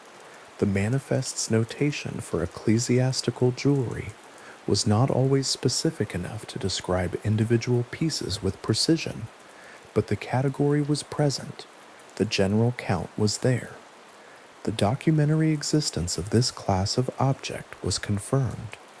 The emeralds in the cross bore no archive entry of their own, but their origin was consistent with the well-documented trade in Muzo and Chivor stones that flowed through Cartagena in the early 17th century. An object made in Colombia, shipped through the colonial trade system, loaded in Cartagena onto a fleet bound for Spain, lost at sea in 1622, and recovered in 1985. The chain of custody, if that is the right phrase for something that spent most of it under sand, runs from a specific mine in the Colombian highlands to a specific case in a museum on an island at the end of the Florida Keys. There is a particular quality of rest in that chain of custody, not the rest of resolution. The emeralds in their case have not completed some narrative arc, have not arrived at a destination toward which they were always aimed. They have simply survived. They have been in places: the mine, the smelter's workshop, the ship's hold, the seafloor, the conservation laboratory, the museum case, and in each of those places they were simply present, indifferent to the centuries passing around them, in the way that stones and gold are indifferent, without memory or anticipation. The 363 years on the seabed did not damage the gold. Seawater does not corrode gold. The emeralds were protected by the sand that buried them. The objects the Atosha carried were in some significant sense exactly as they had been when the storm struck, sealed from the world by depth and sediment, rather than by the chest they had been packed in, still waiting in a kind of mineral patience for whatever came next. The silver coins from the cargo are a different matter. Silver does corrode in seawater, and the coins that came up from the Atosha site arrived coated in a black oxide crust that required careful chemical treatment to remove. The treatment is slow and not without risk. Aggressive cleaning damages the minted surfaces beneath, and the goal of conservation is to reach the coin's face without destroying what the face shows. A coin from the Atosha's cargo, cleaned properly, reveals a surface stamped at the Potosi Mint in present-day Bolivia, the mint mark, the assayer's initial, the cross and pillars of the standard Cobb design, and a partial date that may read 1621 or 1622, the die-cut numeral sometimes incomplete at the edge of the Cobb. This is a coin that was minted in a high-altitude city in the Andes, packed with thousands of others into a sealed chest, loaded onto a mule train that crossed the Andes to the Pacific coast, shipped north to Panama, carried overland across the isthmus, loaded onto another vessel at Portobello or Cartagena, transferred at Havana to the hold of the Atosha, and then put down into 55 feet of water, less than 2 days sailing from Havana. It had traveled a very long way before it arrived at the place where it would spend the next 3.5 centuries. The journey from Potosi to the quicksands is not a short one. The Mel Fisher Maritime Museum in Key West holds a significant portion of what was recovered from the Atosha's main cargo concentration, along with artifacts from the Santa Margarita, another ship of the 1622 fleet that also went down in the Keys and was found separately, its own cargo concentration located a few years before the Atosha's mother lode.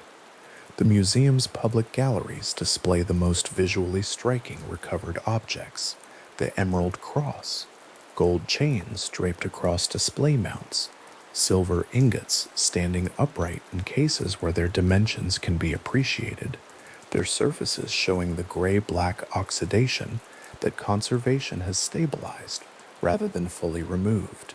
In the archival and storage areas behind the public galleries, work continues. The site is still being actively excavated under Florida state permits, and material continues to come up from the grid squares, still being worked.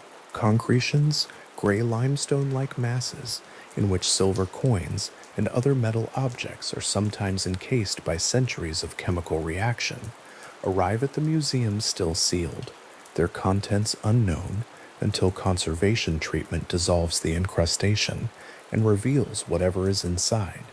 The archive, in this sense, is still being written.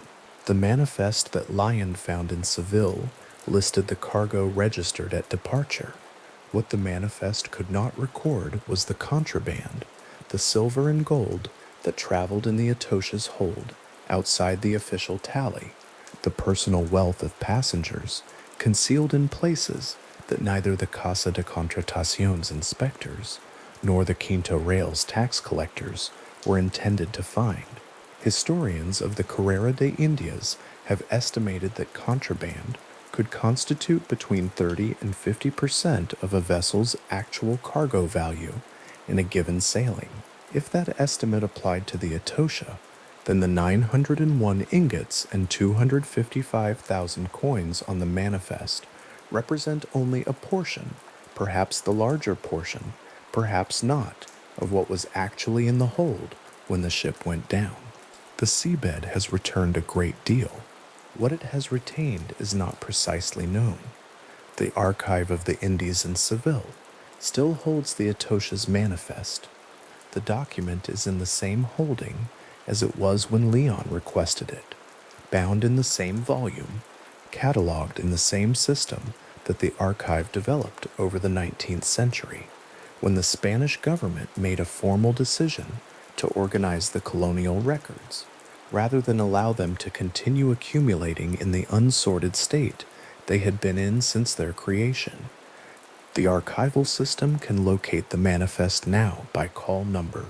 A researcher with appropriate credentials and a cotton glove request can still sit in that diffused morning light and read the column of weights and values and provenance markers that the 17th century royal accountant recorded in his careful, abbreviated hand.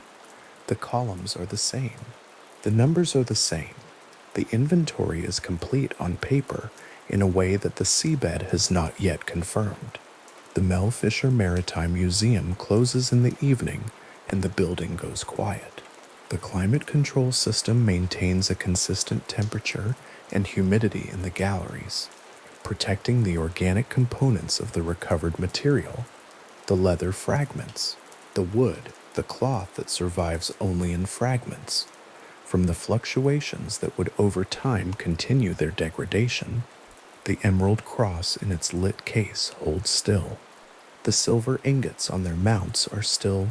The coins in their display frames, each one positioned to show both faces, are still in the way that objects on display are still present, illuminated, visited during the day by people who lean close to read the labels, and then quiet at night when the building empties and the only movement is the faint cycling of the air conditioning system, keeping the temperature exactly where the conservation plan requires.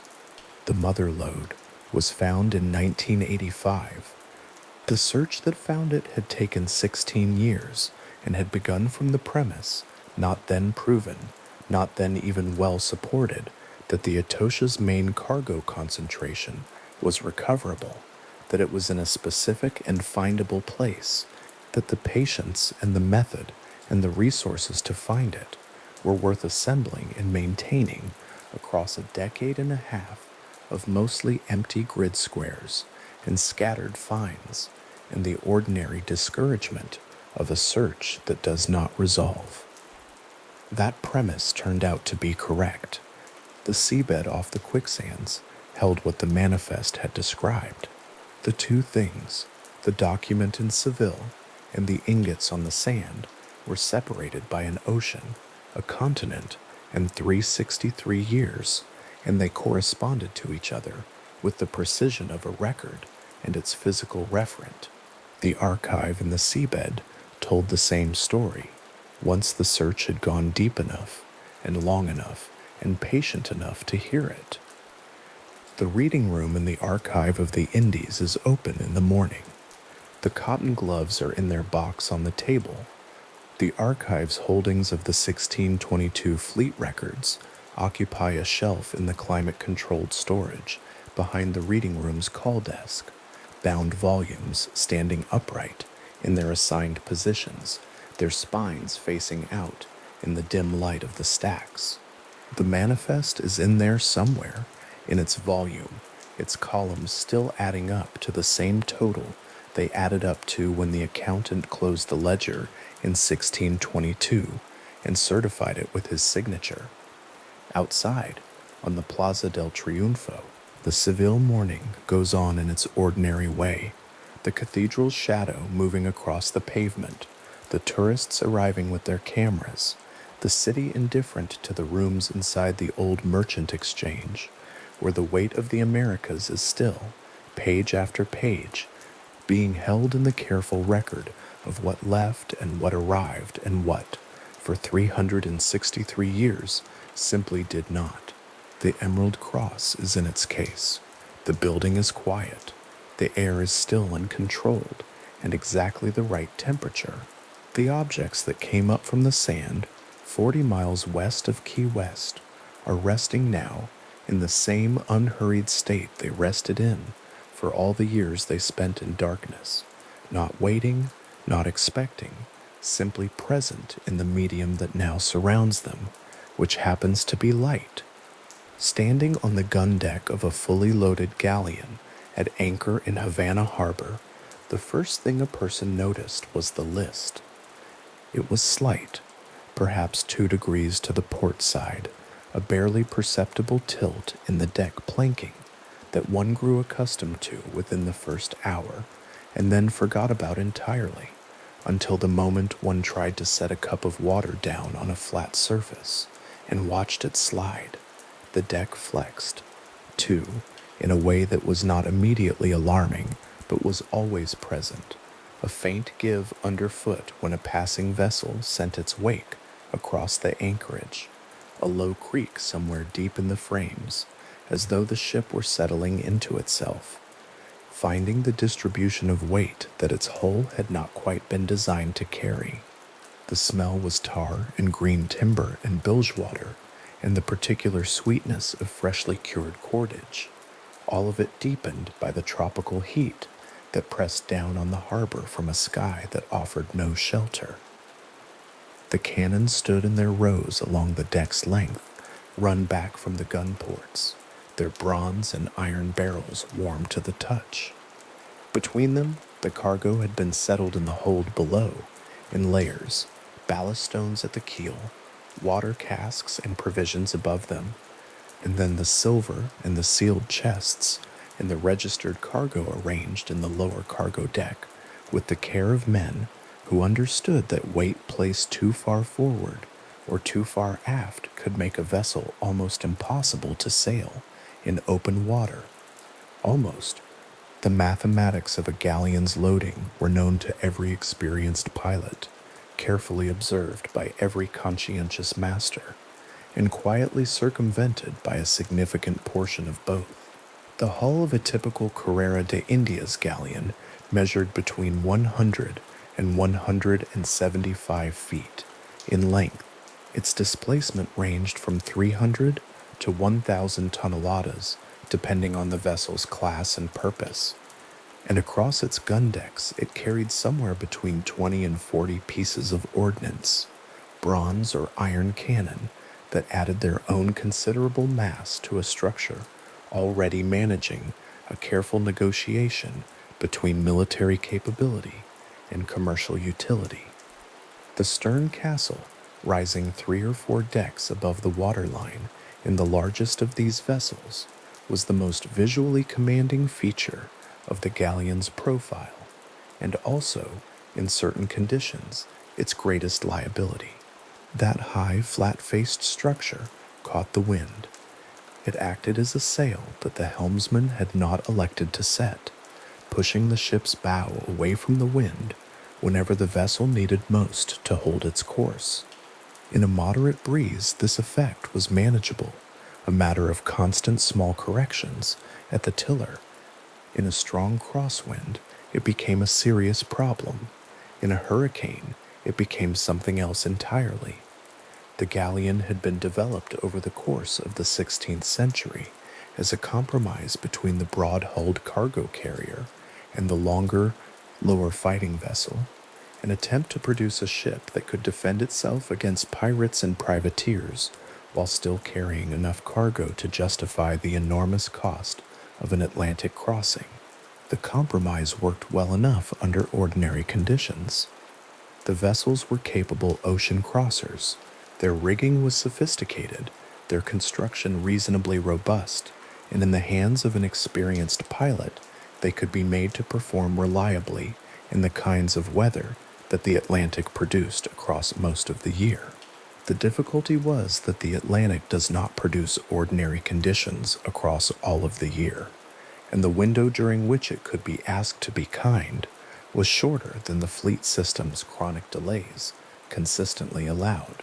The shipyard at Havana, known as the Arsenal, occupied a position of considerable importance within the fleet system's logistics. The Cuban capital was the last major port before the Atlantic crossing, and the Arsenal produced galleons of genuine quality. The Cuban tropical hardwoods available to its shipwrights were among the finest maritime building materials in the known world.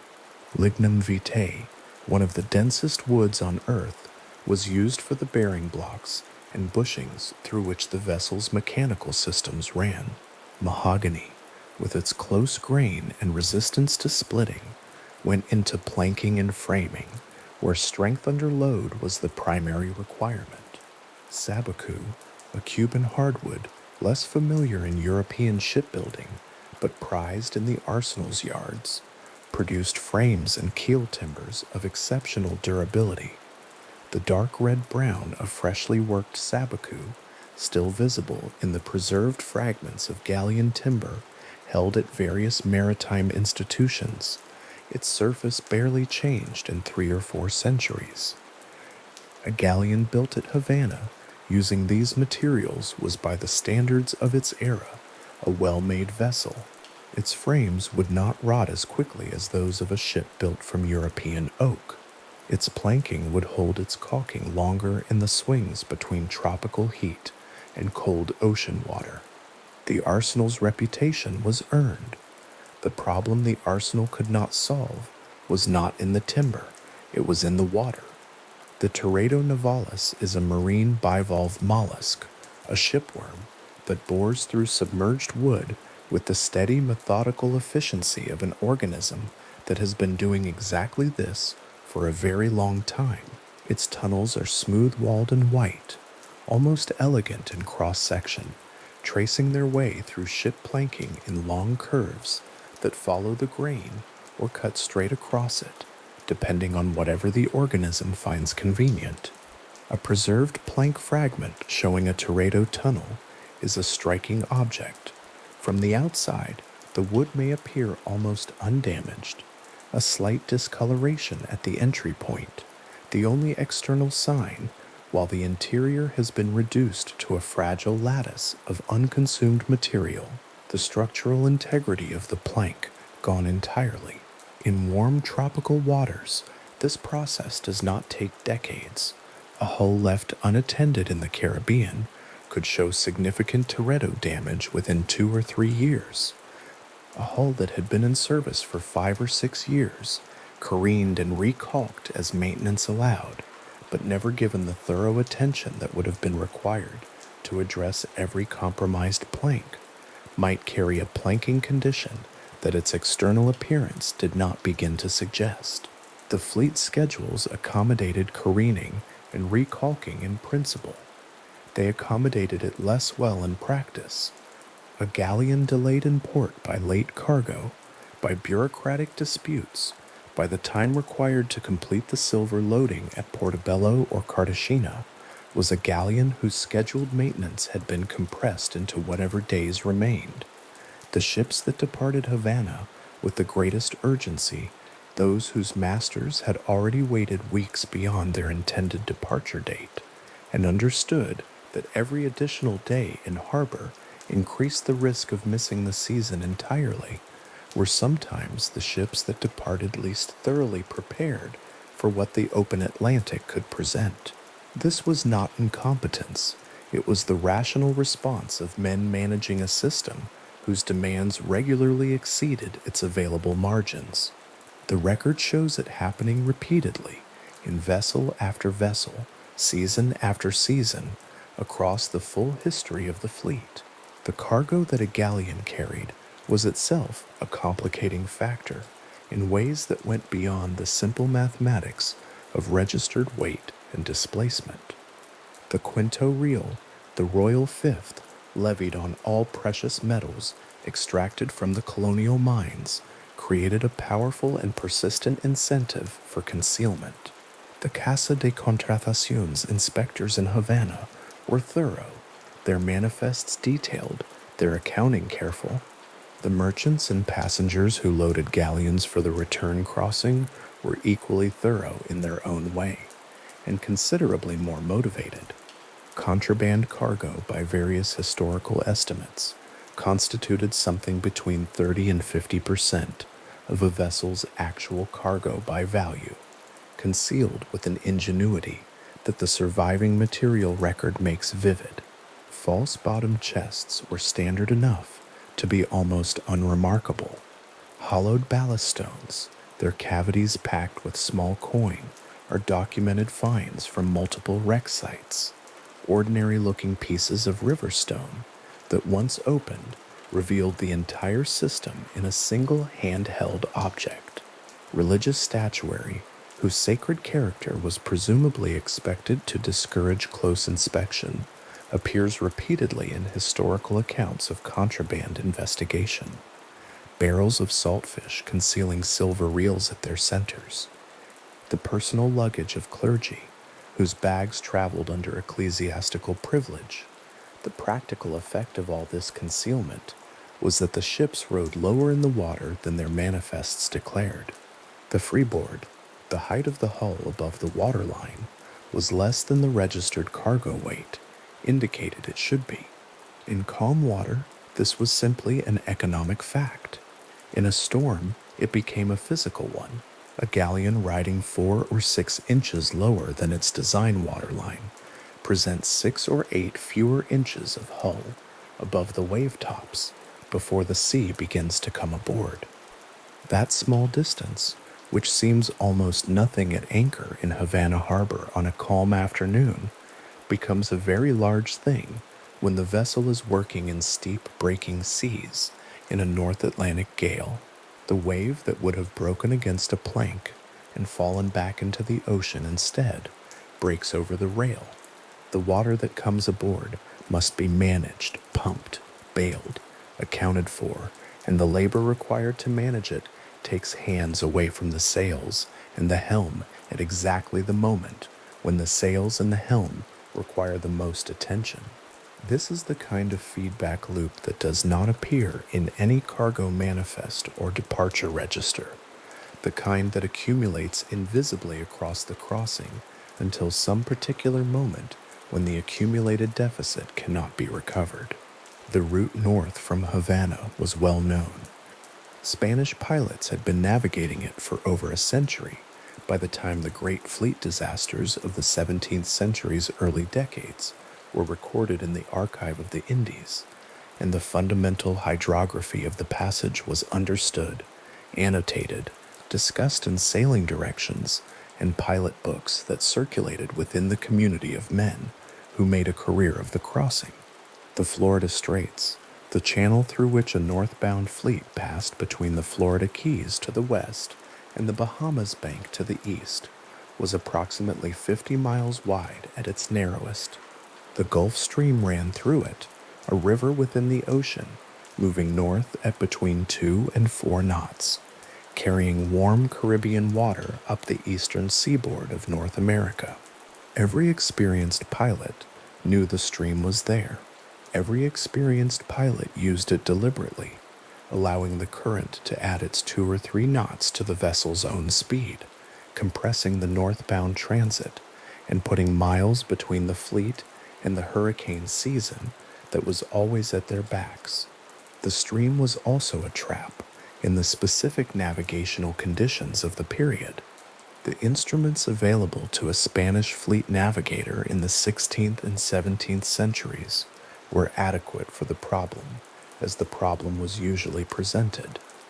The mariner's astrolabe, or the cross-staff that was increasingly preferred in this period, measured the altitude of the sun, or a fixed star, and from that measurement allowed the calculation of latitude, the vessel's position north or south of the equator, with reasonable accuracy on a clear day or night. The magnetic compass indicated direction with the reliability that decades of Atlantic crossings had calibrated into the pilot's intuition. The sand glass, turned every 30 minutes, tracked the passage of time with approximate accuracy, a small figure whose errors accumulated slowly, but were corrected at the regular noon sight. The log and line, a wooden float, thrown over the stern attached to a knotted line, the rate at which the knots ran through a crewman's hands, measured against the sand glass, gave an estimate of speed through the water. Speed through the water, not speed over the ground. In the open Atlantic, away from significant currents, the difference between these two figures is small enough to be treated as negligible for practical navigation.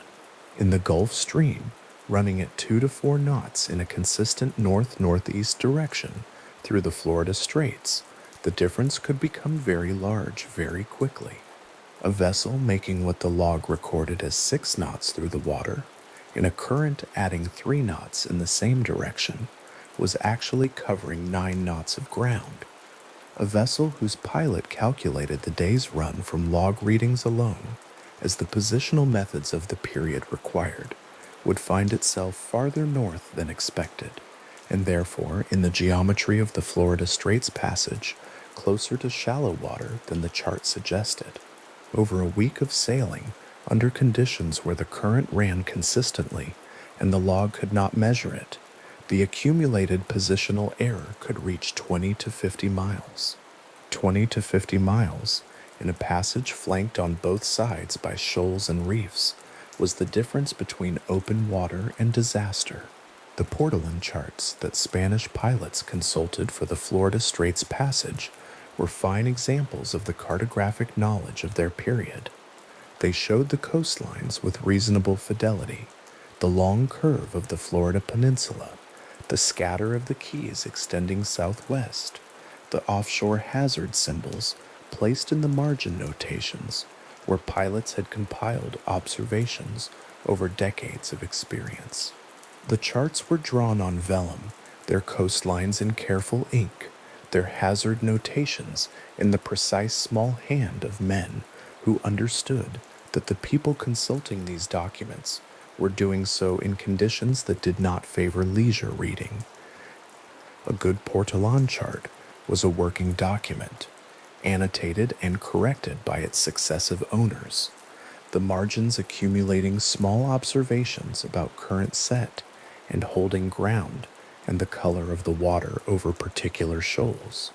They were, by the standards of their century, good charts. They could not tell a pilot where he was with precision when the only tools available to determine that position were a compass, a log, and a clear sky, and the sky over the Florida Straits in late summer was not always clear. The Florida Keys reef system begins approximately 5 miles offshore from the Keys themselves and extends in a nearly continuous line for much of the archipelago's length. The reef is not dramatic from the surface. In calm water, with good visibility, it presents itself as a darkening of the watercolor. a greenish-brown discoloration beneath the blue that an experienced eye can read as shallow ground. At night, or in deteriorating weather, or in the conditions that prevail ahead of a major tropical storm, the sky closing down, visibility dropping, the swell patterns changing in ways that obscure rather than reveal the water depth beneath, the reef announces itself with much less courtesy. It announces itself with sound, sometimes. The low grinding roar of breaking water on a shallow reef carries further than most other sounds at sea, and pilots of the period were trained to listen for it. It announces itself with sudden changes in the motion of the vessel. It announces itself in the last possible moment with the physical impact of hull-meeting coral. The Bahamas Channel, the alternative to the Florida Straits for northbound traffic, presented its own complications. The Great Bahamas Bank shallows on the eastern side of the channel required precise navigation to avoid, and in conditions where the pilot was already uncertain of position, the choice between the Florida shoals to the west and the Bahamas shoals to the east was a choice between two versions of the same problem. The experienced pilot threaded the needle. The delayed fleet, running late in the season, navigating in deteriorating conditions, carrying more cargo than its manifests declared, sometimes did not. The high stern castle that made the galleons such an immediately recognizable profile on the horizon deserves a moment's further consideration, because its effect on the vessel's behavior was not limited to leeway in a crosswind. The stern castle also altered the vessel's motion in a seaway in ways that compounded every other difficulty. A high, heavy structure at the stern changed the galleon's pitching behavior, the way the vessel moved bow up and bow down in a swell, loading the forepart of the hull with stress as the stern's weight drove it down and leveraged the bow upward.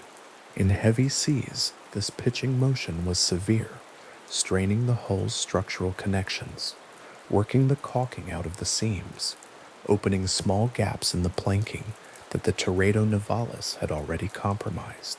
A vessel that was structurally sound when it left Havana might be structurally compromised after 3 days of heavy weather, not through any single catastrophic failure, but through the accumulation of small degradations that each fell within the normal range of what a working galleon was expected to endure. The gun deck also created a specific vulnerability that the fleet's military requirements made impossible to eliminate. The cannon ports, the square openings cut through the hull's sides to allow the cannon to fire, were sealed in port and in fair weather with heavy wooden lids, their hinges and securing arrangements designed to keep the sea out under most conditions. In a serious storm, with the vessel heeled and working, these ports became potential flooding points. A port that sprung its seal in a boarding sea admitted water directly into the lower hull at a point well below the main deck, and the pumps of the period, chain pumps or common suction pumps operated by muscle power, could not always keep pace with what a failed port admitted in the worst conditions. The cannon themselves, if their breechings and tackles let go in violent motion, became loose weights of considerable mass moving freely across the gun deck, each impact potentially springing additional planking or damaging the hull's internal structure. These were known risks. They were managed with professional care by experienced gun crews. They were risks that could not be entirely eliminated. There is a quality of honest limitation in all of this that the record rewards patient attention. The men who built these ships were excellent shipwrights, working with the best materials available to them. The men who sailed them were experienced navigators, operating within the full scope of their period's cartographic and instrumental knowledge. The men who loaded them were following the rational economic incentives of a commercial system that had been functioning, with modifications for over a century.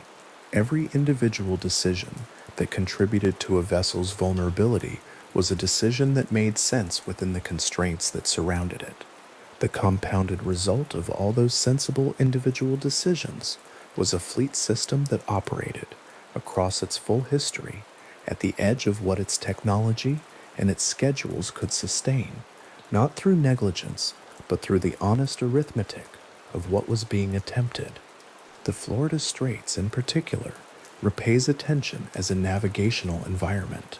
The interaction between the Gulf Stream current and the opposing winds that accompany a tropical storm creates a sea state unlike most of what Atlantic mariners encountered elsewhere. When a strong north or northeast wind opposes the stream's northward flow, the current does not simply diminish, it steepens the waves, pushing them into shorter, more vertical forms than a wind of equivalent strength would produce in still water.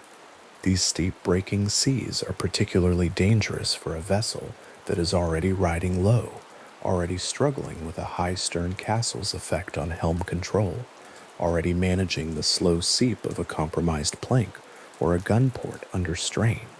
The Gulf Stream gave and the Gulf Stream took, in roughly the same proportion, depending on the conditions under which a pilot elected to use it. The ballast stones that formed the base layer of a galleon's cargo arrangement were river stones, ordinary, rounded, granite, and limestone cobbles gathered from riverbeds and brought to the shipyards as standard equipment.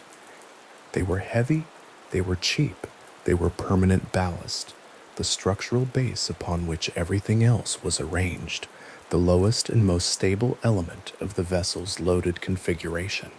In port, they were occasionally used as one more surface against which contraband could be concealed, their hollow versions a minor artifact of the system's larger economics. At sea, they were simply weight, inert, dense, below the vessel's center of gravity, performing exactly the function they had been selected to perform. When a galleon sank, everything else rotted, or corroded, or was scattered by the currents and the salvagers. The ballast stones remained. They sank to the seabed in whatever configuration the hull's collapse arranged them, and they stayed there, because nothing about the marine environment gave any reason to move them. On the seabed off the Florida coast, where the currents run along the bottom in long, slow rhythms, and the sand shifts over decades in patterns that occasionally expose and recover what lies beneath, the ballast mound is the most durable evidence of what was once a working ship. The keel timber, even of the finest Cuban hardwood, does not last indefinitely in shallow tropical water. The hull planking goes first, eaten from the outside by teredo and from the inside by whatever organisms find their way into the hold once the caulking is gone. The frames follow. The iron fastenings corrode into red stains in the sediment. The bronze cannon may survive, encrusted beyond recognition, until a careful eye identifies their shape in what looks like an irregular reef formation. But the ballast stones are simply stones, and stone does not decay. The mound they form is a low feature, rarely rising more than a foot or two from the surrounding seabed. From directly above, in the clear shallow water of the Florida reef zone, it looks like a scatter of ordinary rock, dozens or hundreds of rounded cobbles arranged in a rough elongated oval, their spacing slightly irregular, their surfaces colonized by coral and encrusting organisms in the centuries since they came to rest here. They are not, from a distance, different from any other rocky patch on the seabed. They are different in one specific way. They are river stones in a place where there is no river, in water too deep for any current to have carried them, in a coastal zone where the natural substrate is coral limestone and carbonate sand, and nothing else. Someone carried them here. Someone arranged them in the shape the hold required. Someone loaded the silver and the sealed chests above them, and the provisions above that, and the cannon on the deck above that, and then the ship that held all of it was driven onto the reef, and the sea came in, and the ship became the bottom of the sea. and eventually the ship was gone entirely, and what was left was this, a scatter of river stones on the Florida seabed in the shape of a galleon's hold, recording the outline of something that no longer exists. The navigation instruments are gone, the timber is gone. The silver was recovered in the immediate aftermath by the colonial salvagers, and in the modern era by the permit holders who came after them. The cannon have been raised and conserved and placed in museum cases. The coins have traveled through auction houses and private collections and research institutions. The manifests have been read, transcribed, translated, and published. The story that the wreck site had to tell has been, across the centuries and through the efforts of the divers and the archivists and the maritime historians, substantially read. The ballast stones have not moved. They sit on the seabed in the configuration they arrived in, which is roughly the configuration they held in the hold, which is roughly the configuration in which they were loaded aboard in Havana Harbor at the end of some July in the 17th or 18th century. The sun on the harbor water, the mast crowding the anchorage, the manifests being signed in the Casa de Contratación offices near the docks. They were selected from a riverbed somewhere, loaded onto a cart, brought to the harbor, handed down into the hold by men whose names were never recorded, and placed in position by those same men who understood that the ballast had to be right before anything else could be right, that the stones were the foundation on which the whole enterprise rested, and they remain. Everything the fleet carried, the silver, the emeralds, the spices, the passengers, the sailors, the cannon, the timber, the tar, the cordage, the charts drawn on vellum with their careful hazard notations, all of it is dispersed or decayed or recovered and distributed across museums and collections and archives on 3 continents. The stones are where they always were.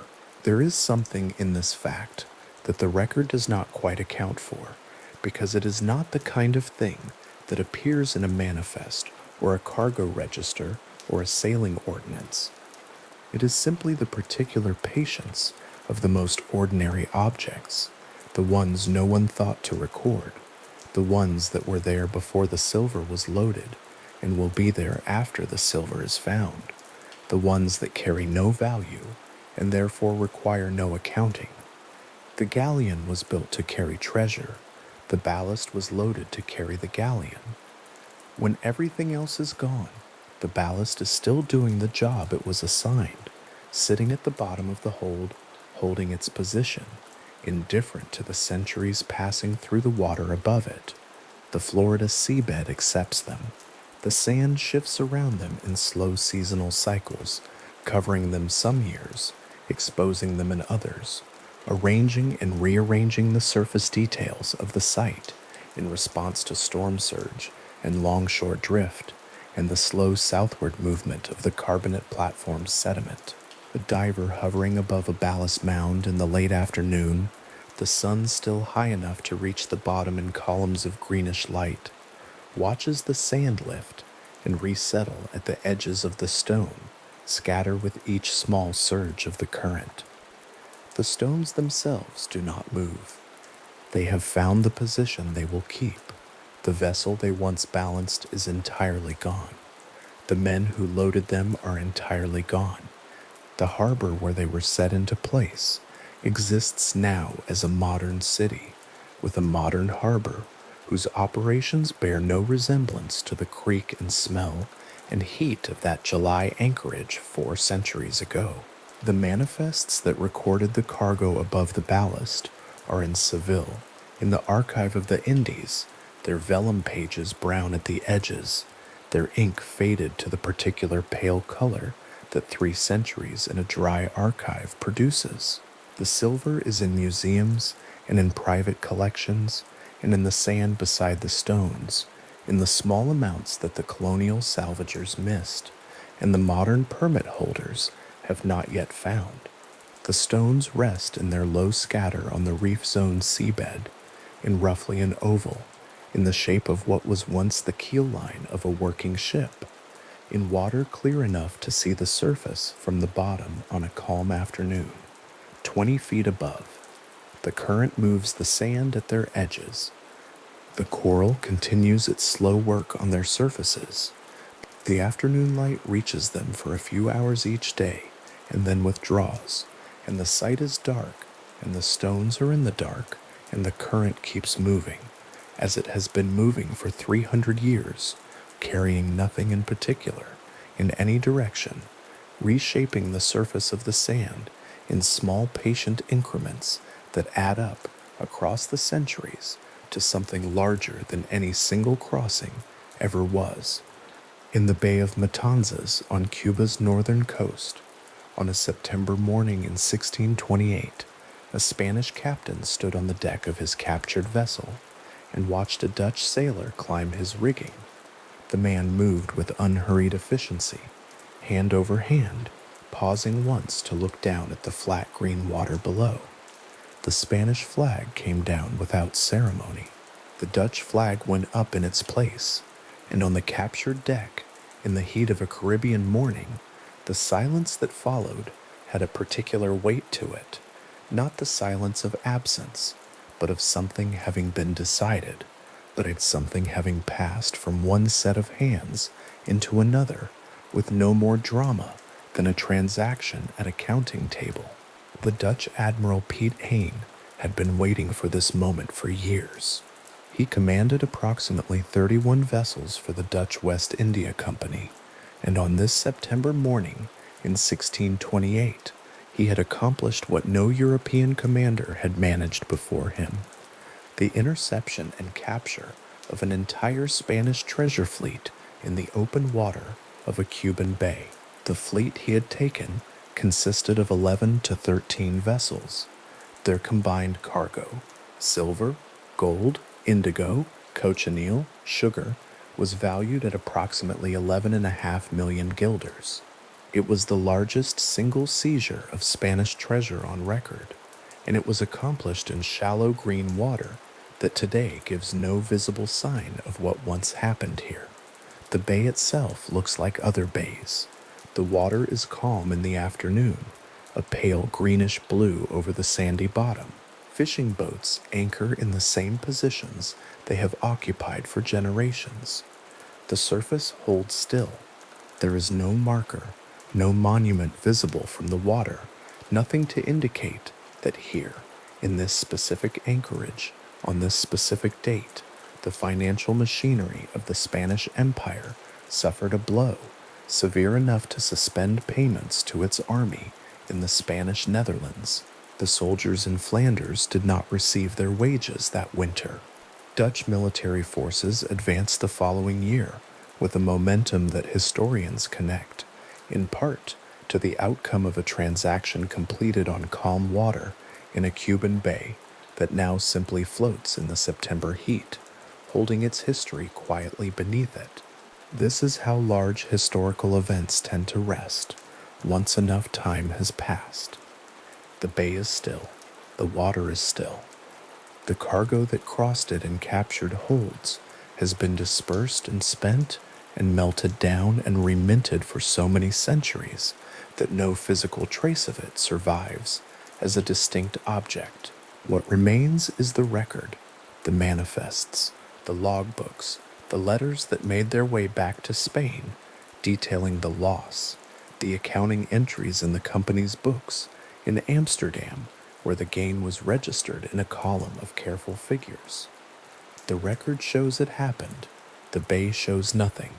There are other bays, other coastlines, other seabeds where the Spanish treasure fleet system deposited portions of itself over the 2 centuries of its operation, in storms and in engagements, and in the ordinary attrition of long voyages conducted in aging wooden ships on uncertain water. Some of those deposits have been found. Some have been partially recovered. Some have been argued over in courts and diplomatic offices for decades. The legal question of who owns what the sea holds proving more durable and more complicated than anyone who first raised the question anticipated, and some have not been found at all, and may not be found for a very long time, and perhaps will never be found, and rest in the condition they have rested in for 4 or 5 centuries, undisturbed, in the dark, in the cold, in the quiet that settles over everything the deep ocean keeps. The San Jose is one of the known ones, known in the sense that its location has been confirmed, documented, photographed, and then officially sealed away from public view. The ship was a 64-gun Spanish galleon. On June 8, 1708, a British naval squadron engaged her off Baru Island near Cartagena on the coast of present-day Colombia. During the engagement, the San Jose's powder magazine exploded. She went down in approximately 600 meters of water, carrying the great majority of her crew and the entirety of her cargo with her. Of the roughly 600 people aboard at the time of the sinking, fewer than 200 survived. The rest went down with the ship or into the sea, and the sea at that point was 600 meters deep. The San Jose rested there undisturbed for more than 3 centuries, in the cold dark below the reach of any diving equipment, below the reach of anything except the very specific instruments that were not developed until the late 20th century. A remotely operated vehicle confirmed her location in 2015, operating under a classified contract for the Colombian government. The footage captured by that vehicle's cameras, a cannon visible in the sediment, its bronze encrusted but unmistakable, the surrounding seabed, undisturbed, the water column above it, 600 meters of cold and dark, was classified by the Colombian government. It has not been publicly released in detail. The world knows the ship is there, knows approximately where it is, knows what the cameras showed. The specific images remain sealed. The cargo aboard the San Jose has been estimated by some analysts at a figure in the vicinity of $17 billion. That figure moves around depending on the methodology used and the current value of gold and silver and the quantity of emeralds and other goods the ship was carrying when she went down.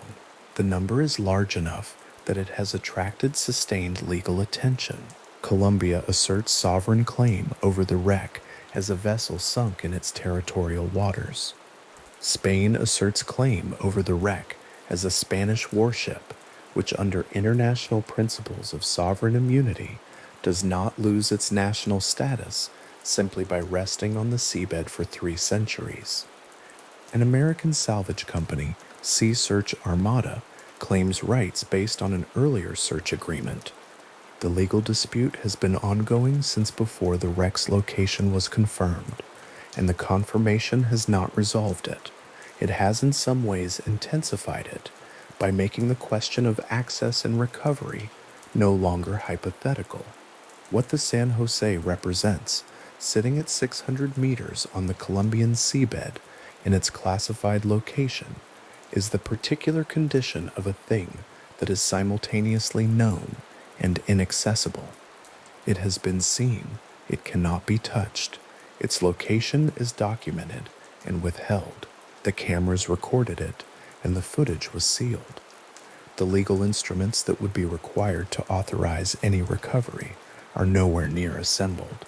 And in the meantime, the ship sits exactly where it has always sat, in the same cold and dark it occupied before anyone confirmed it was there. The cannon still in the sediment, the surrounding seabed still undisturbed, the water above it still 600 meters of quiet. There is something restful at this distance in the image of the sealed footage. The cameras went down, the cameras saw, the cameras came back up, and now the footage exists somewhere in a government archive, on a server in a secure building, viewable only by authorized personnel, the cannon in the sediment available to no one who was not in that room on that day. The ship is held in 2 places at once, on the seabed and in the classified record, and both places are quiet. The principle established by the San Jose dispute connects to an earlier legal contest over a wreck that the salvage company Odyssey Marine Exploration had designated only as Black Swan. Odyssey recovered approximately 600,000 gold and silver coins from this wreck in 2007, operating in the Atlantic, and transported the coins to the United States before the identity of the wreck was publicly established. Spain argued that Black Swan was in fact the frigate Mercedes, a Spanish naval vessel sunk by British warships in 1804. Spain's position was upheld by the courts, including ultimately by the United States Supreme Court in 2012, and the coins, approximately 600,000 of them, valued at an estimated $500 million, were repatriated to Spain. The principle confirmed by this outcome was sovereign immunity applied to named warships, and the principle held a ship of war does not become fair salvage simply because it has been on the seabed for 2 centuries, and the coins that traveled from the Atlantic floor to a Florida warehouse and through the American court system eventually came to rest in a Spanish institution, which is a long and complicated route back to a starting point. The Mercedes coins are now in Spain.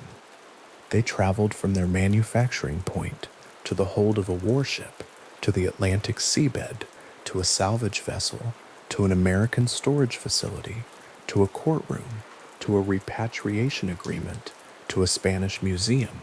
Each stage of that journey took place in a different century and was governed by different legal and institutional frameworks. The coins did not change. They are the coins they were when they were minted, somewhat corroded, somewhat aged, but physically the same objects. It is the world around them that moved. There are objects that have moved much less. In the bound registry volumes held at the Archive of the Indies in Seville, there is a departure manifest for a small fleet of 3 vessels that left New Spain in 1563. The manifest is detailed. It records the cargo as including Aztec tribute objects, featherwork mosaics, gold figurines, carved jade, obsidian mirrors. It records the names of the vessels. It records the date of departure. What it does not record, because no one ever made the entry, is an arrival. The arrival column, the space left in the register for the notation that would have confirmed the ships reached Seville, that space is blank. By autumn of 1563, the fleet was reported overdue. No subsequent record was made. No arrival was registered. The space in the manifest remained blank, and the blank has remained blank for 4.5 centuries. The featherwork mosaics listed in that manifest are objects of a particular kind of fragility. Aztec featherwork was made from hummingbird feathers, parrot feathers, cotinga feathers, assembled into images and patterns using extraordinary technical precision, the colors so vivid that Spanish recipients in the early colonial period described them in letters as things unlike anything they had previously seen. Almost none of it survived the centuries. What exists in European and Mexican collections amounts to a very small number of pieces, each one cataloged and studied with the attention given to extremely rare objects. The examples that survive are in controlled museum environments, their humidity monitored, their light exposure limited, their surfaces documented with the kind of care reserved for things that cannot be replaced. The cargo listed in the 1563 manifest would represent, if it still existed in any recoverable form, one of the most significant concentrations of Aztec material culture theoretically remaining on Earth. Whether it still exists in any recoverable form is the question the record cannot answer. The ships may have gone down in the Atlantic. They may have gone down somewhere in the general vicinity of the Azores, where navigational difficulties in the 16th century were not uncommon. and where the deep sea bottom at approximately 2,000 meters lies far below the reach of any recovery technology currently available for routine operation. At 2,000 meters, the conditions are cold, near freezing, and the pressure is roughly 200 atmospheres. The water moves in very slow, deep currents that disturb the sediment only incrementally over long timescales. Objects placed on the seabed at that depth by a sinking vessel in 1563 would, over the following centuries, be slowly covered. The covering would be gradual and not complete. A few centimeters of sediment over 400 years is a reasonable estimate in some Atlantic environments. The objects would not be preserved the way metal and stone are preserved. Wood rots, textiles dissolve, featherwork would not survive, the gold figurines might survive, the jade would survive. The obsidian mirrors. Obsidian is volcanic glass, extremely durable, chemically resistant, unaffected by seawater over centuries, might survive in recognizable form. The blank space in the arrival column of the 1563 manifest might correspond to objects currently resting on a deep Atlantic seabed, sitting in the cold dark in the same position they came to rest in when whatever happened happened, unlocated, uncatalogued, entirely unknown. This is a different kind of question from the San Jose. The San Jose is known and inaccessible. The 1563 fleet is unknown and inaccessible in a different way, not classified, not disputed, simply absent from the record at the point where the record should continue and does not. There is no classified footage. There are no competing legal claims. There is only the blank column in the Seville archive and the open Atlantic and the absence of any further entry. The archive at Seville holds a great many blank columns. It holds a great many entries that stop at a point where they should continue. The archive of the Indies, which occupies a building in Seville known as the Casa Loña de Mercaderes, a 16th century structure, originally built as a merchant's exchange, holds approximately 9 kilometers of shelving, 9 kilometers of folded and bound documents, the records of Spanish colonial activity from the late 15th century through the 19th, the manifests, the correspondence, the legal proceedings, the royal orders, the accounts of individual voyages, the record of every registered ounce of silver that left the Americas, and the record of what happened to it, as far as the record goes. And in many cases, the record goes quite far. In other cases, it stops, or it has a gap, or it simply ends mid-entry, as though the scribe was interrupted and never returned to finish the sentence. Historians and archivists have spent careers in that building reading those documents. Eugene Leon read the Atosha's manifest in that building and transformed a geographic puzzle into a documentarily guided search. Others have read other documents and found other ships, other cargoes, other stories of departure and arrival, or departure and silence.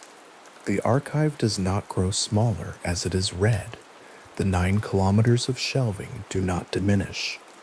Every document that is read yields references to other documents, and those documents yield references to others, and the total volume of what remains to be read is not meaningfully reduced by any individual lifetime of work.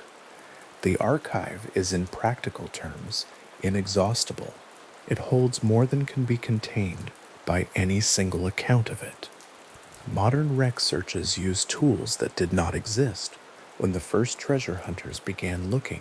Multi-beam bathymetric sonar maps the seabed at resolutions fine enough to identify a cannon scatter or an anchor at depths no human diver has ever reached. Towed magnetometers detect ferrous anomalies across hundreds of square miles of ocean floor, registering the iron in a buried cannon or an anchor chain as a measurable disturbance in the magnetic field, a whisper in the data that an experienced analyst can distinguish from a geological formation. Remotely operated vehicles carry cameras and manipulator arms and lighting systems into water columns that would crush an unprotected human being, and they return footage of seabeds that no eye has ever directly seen and may never directly see. These tools confirmed the San Jose's location. They have identified other wrecks, other anomalies, other low dark ridges on the seabed that correspond to the ballast and hardware of ships that went down centuries ago. The technology gets better, the resolution improves, the coverage expands. What does not change is the legal and institutional framework required to do anything with what the technology finds.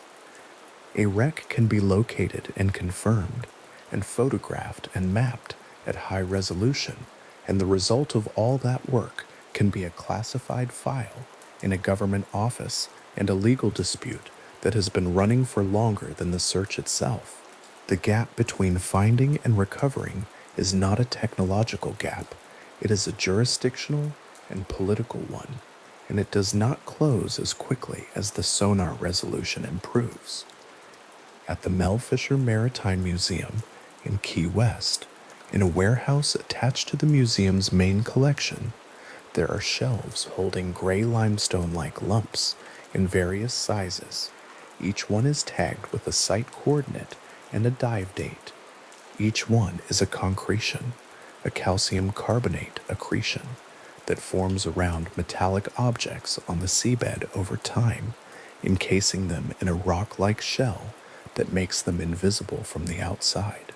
The concretions could contain coins, they could contain jewelry, they could contain small objects whose nature will not be known until a conservator dissolves the outer layer with carefully controlled chemical processes, a procedure that takes months and is irreversible and requires the kind of patience that is itself a form of expertise. The shelves hold these objects in their sealed condition. The tags indicate where they came from and when they were brought up. The contents wait. Some of the concretions have been waiting for years. The knowledge of what they contain is somewhere in the accretion, inaccessible until the work of opening them is done, and the work proceeds at the pace the work requires. There is something in the concretion that mirrors the archive. Both hold their contents in a form that requires time and specific skill to access. Both yield their information incrementally, document by document, object by object, at a rate determined not by urgency, but by the patient application of the appropriate methods. The Seville Archive and the Key West Warehouse are separated by an ocean and 4 centuries, but both are places where the history of the same fleet system sits in a partially resolved condition, waiting for the next careful reader, the next trained conservator, the next person willing to sit with a gray lump of limestone or a folded piece of vellum and bring the appropriate attention to it. The Treasure Coast of Florida, the stretch of Atlantic shoreline between present-day Fort Pierce and Sebastian Inlet, is a place where the fleet system's history surfaces literally, periodically, at the level of individual objects. After significant storms, when the surf runs high and the currents shift, objects that have been buried in the nearshore sand for 3 centuries are occasionally uncovered and moved toward the beach. The sand gives them up, and a blackened disk appears at the waterline in the morning after the storm has moved through. A walker with the right combination of habit and knowledge pauses to pick it up. The disc is rough with corrosion, its minted date illegible, its design almost entirely obscured.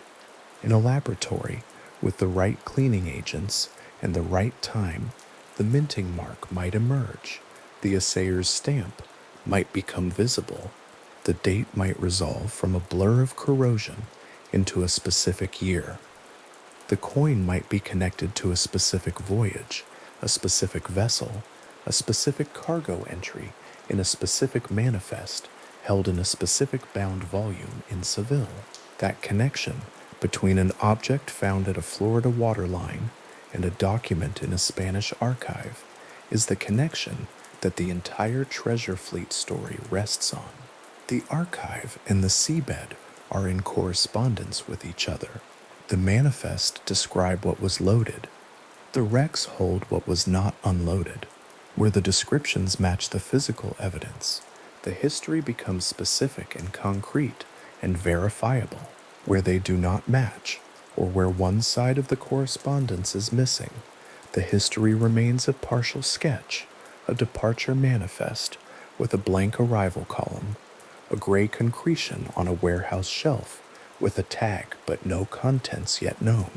What makes this comfortable to hold at this hour is the understanding that the partiality is not a failure. The blank arrival columns are not errors. The gray concretions on the shelves are not problems awaiting solution. They are the honest condition of a history that operated at a scale and across a duration that exceeds what any reasonable accounting could fully contain.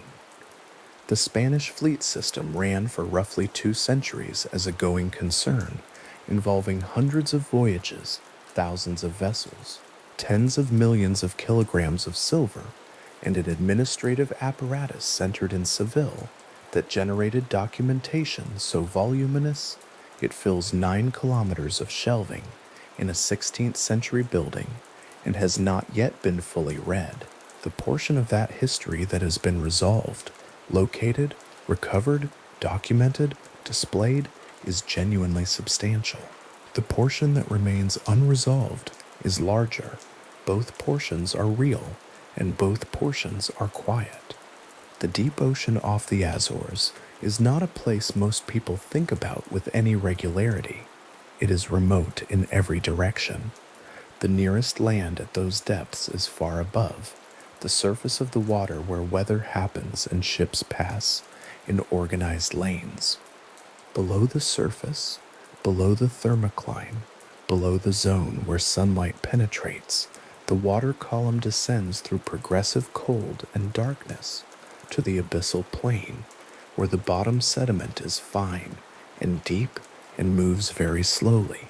Objects placed there by a sinking vessel in the 16th century would have settled into the sediment over months and years, their position shifting slightly as they displaced the material around them and reached equilibrium. After a long enough time, the sediment would have covered them partially, not completely, not in the way an object buried deliberately in soil is buried, but in the way things are covered by very slow accumulation, by centuries of microscopic particles settling from the water column above and coming to rest on whatever surface is below them. After 4.5 centuries, the cover would be measurable, not deep, but measurable, enough to make a magnetometer anomaly ambiguous, enough to make a camera image from a remotely operated vehicle show only the general topology of the sediment, rather than any specific object. If the 3 ships from 1563 are there, and the record does not confirm that they are, only that they never arrived, and that the Azores region was where 16th century Atlantic navigation most commonly encountered difficulty, then they are there in this condition, covered in the way slow time covers things, cold in the way the deep ocean is cold, which is a specific and constant cold, not variable, not seasonal, simply the temperature of water at that depth and that latitude, which has been the same temperature for as long as human record extends, and longer. Dark in the way 2,000 meters of water column is dark, which is complete, not night dark, not the dark of a room with its curtains drawn, but the dark of a place where no photon has ever arrived from any direction, where the eyes of the fish that live there are either vestigial or adapted to see bioluminescence rather than reflected light, where the concept of visibility simply does not apply. In that dark, in that cold, in that quiet, The gold figurines and the carved jade and the obsidian mirrors, if they are there, rest in the same position they came to rest in on the day the ships went down. The obsidian mirrors are intact. Obsidian does not corrode. It does not dissolve in seawater. It does not change over centuries. The mirrors that an Aztec craftsman finished and packed into a crate in New Spain in 1562 or 1563, wrapped against breakage, logged in a manifest, loaded onto a ship, and sent on a voyage that did not end in Seville. Those mirrors, if they survived the sinking, are on a seabed somewhere in the Atlantic, in the same condition they were in when they were packed. Slightly cold, slightly covered, in the dark, holding whatever is in front of them, which is only sediment and darkness and the occasional passage of a deep-sea organism that does not know what it is moving past. The Archive of the Indies stays open to researchers. The reading rooms are lit by controlled artificial light, the kind of light designed to illuminate without damaging the shelves visible behind glass in the climate-controlled storage areas, the bound volumes available by appointment, the conservators available to handle the most fragile documents with the appropriate tools. Somewhere in those 9 kilometers of shelving, the bound registry volume containing the 1563 departure manifest sits in its assigned position, its spine toward the aisle, its pages folded inside. The arrival column is blank,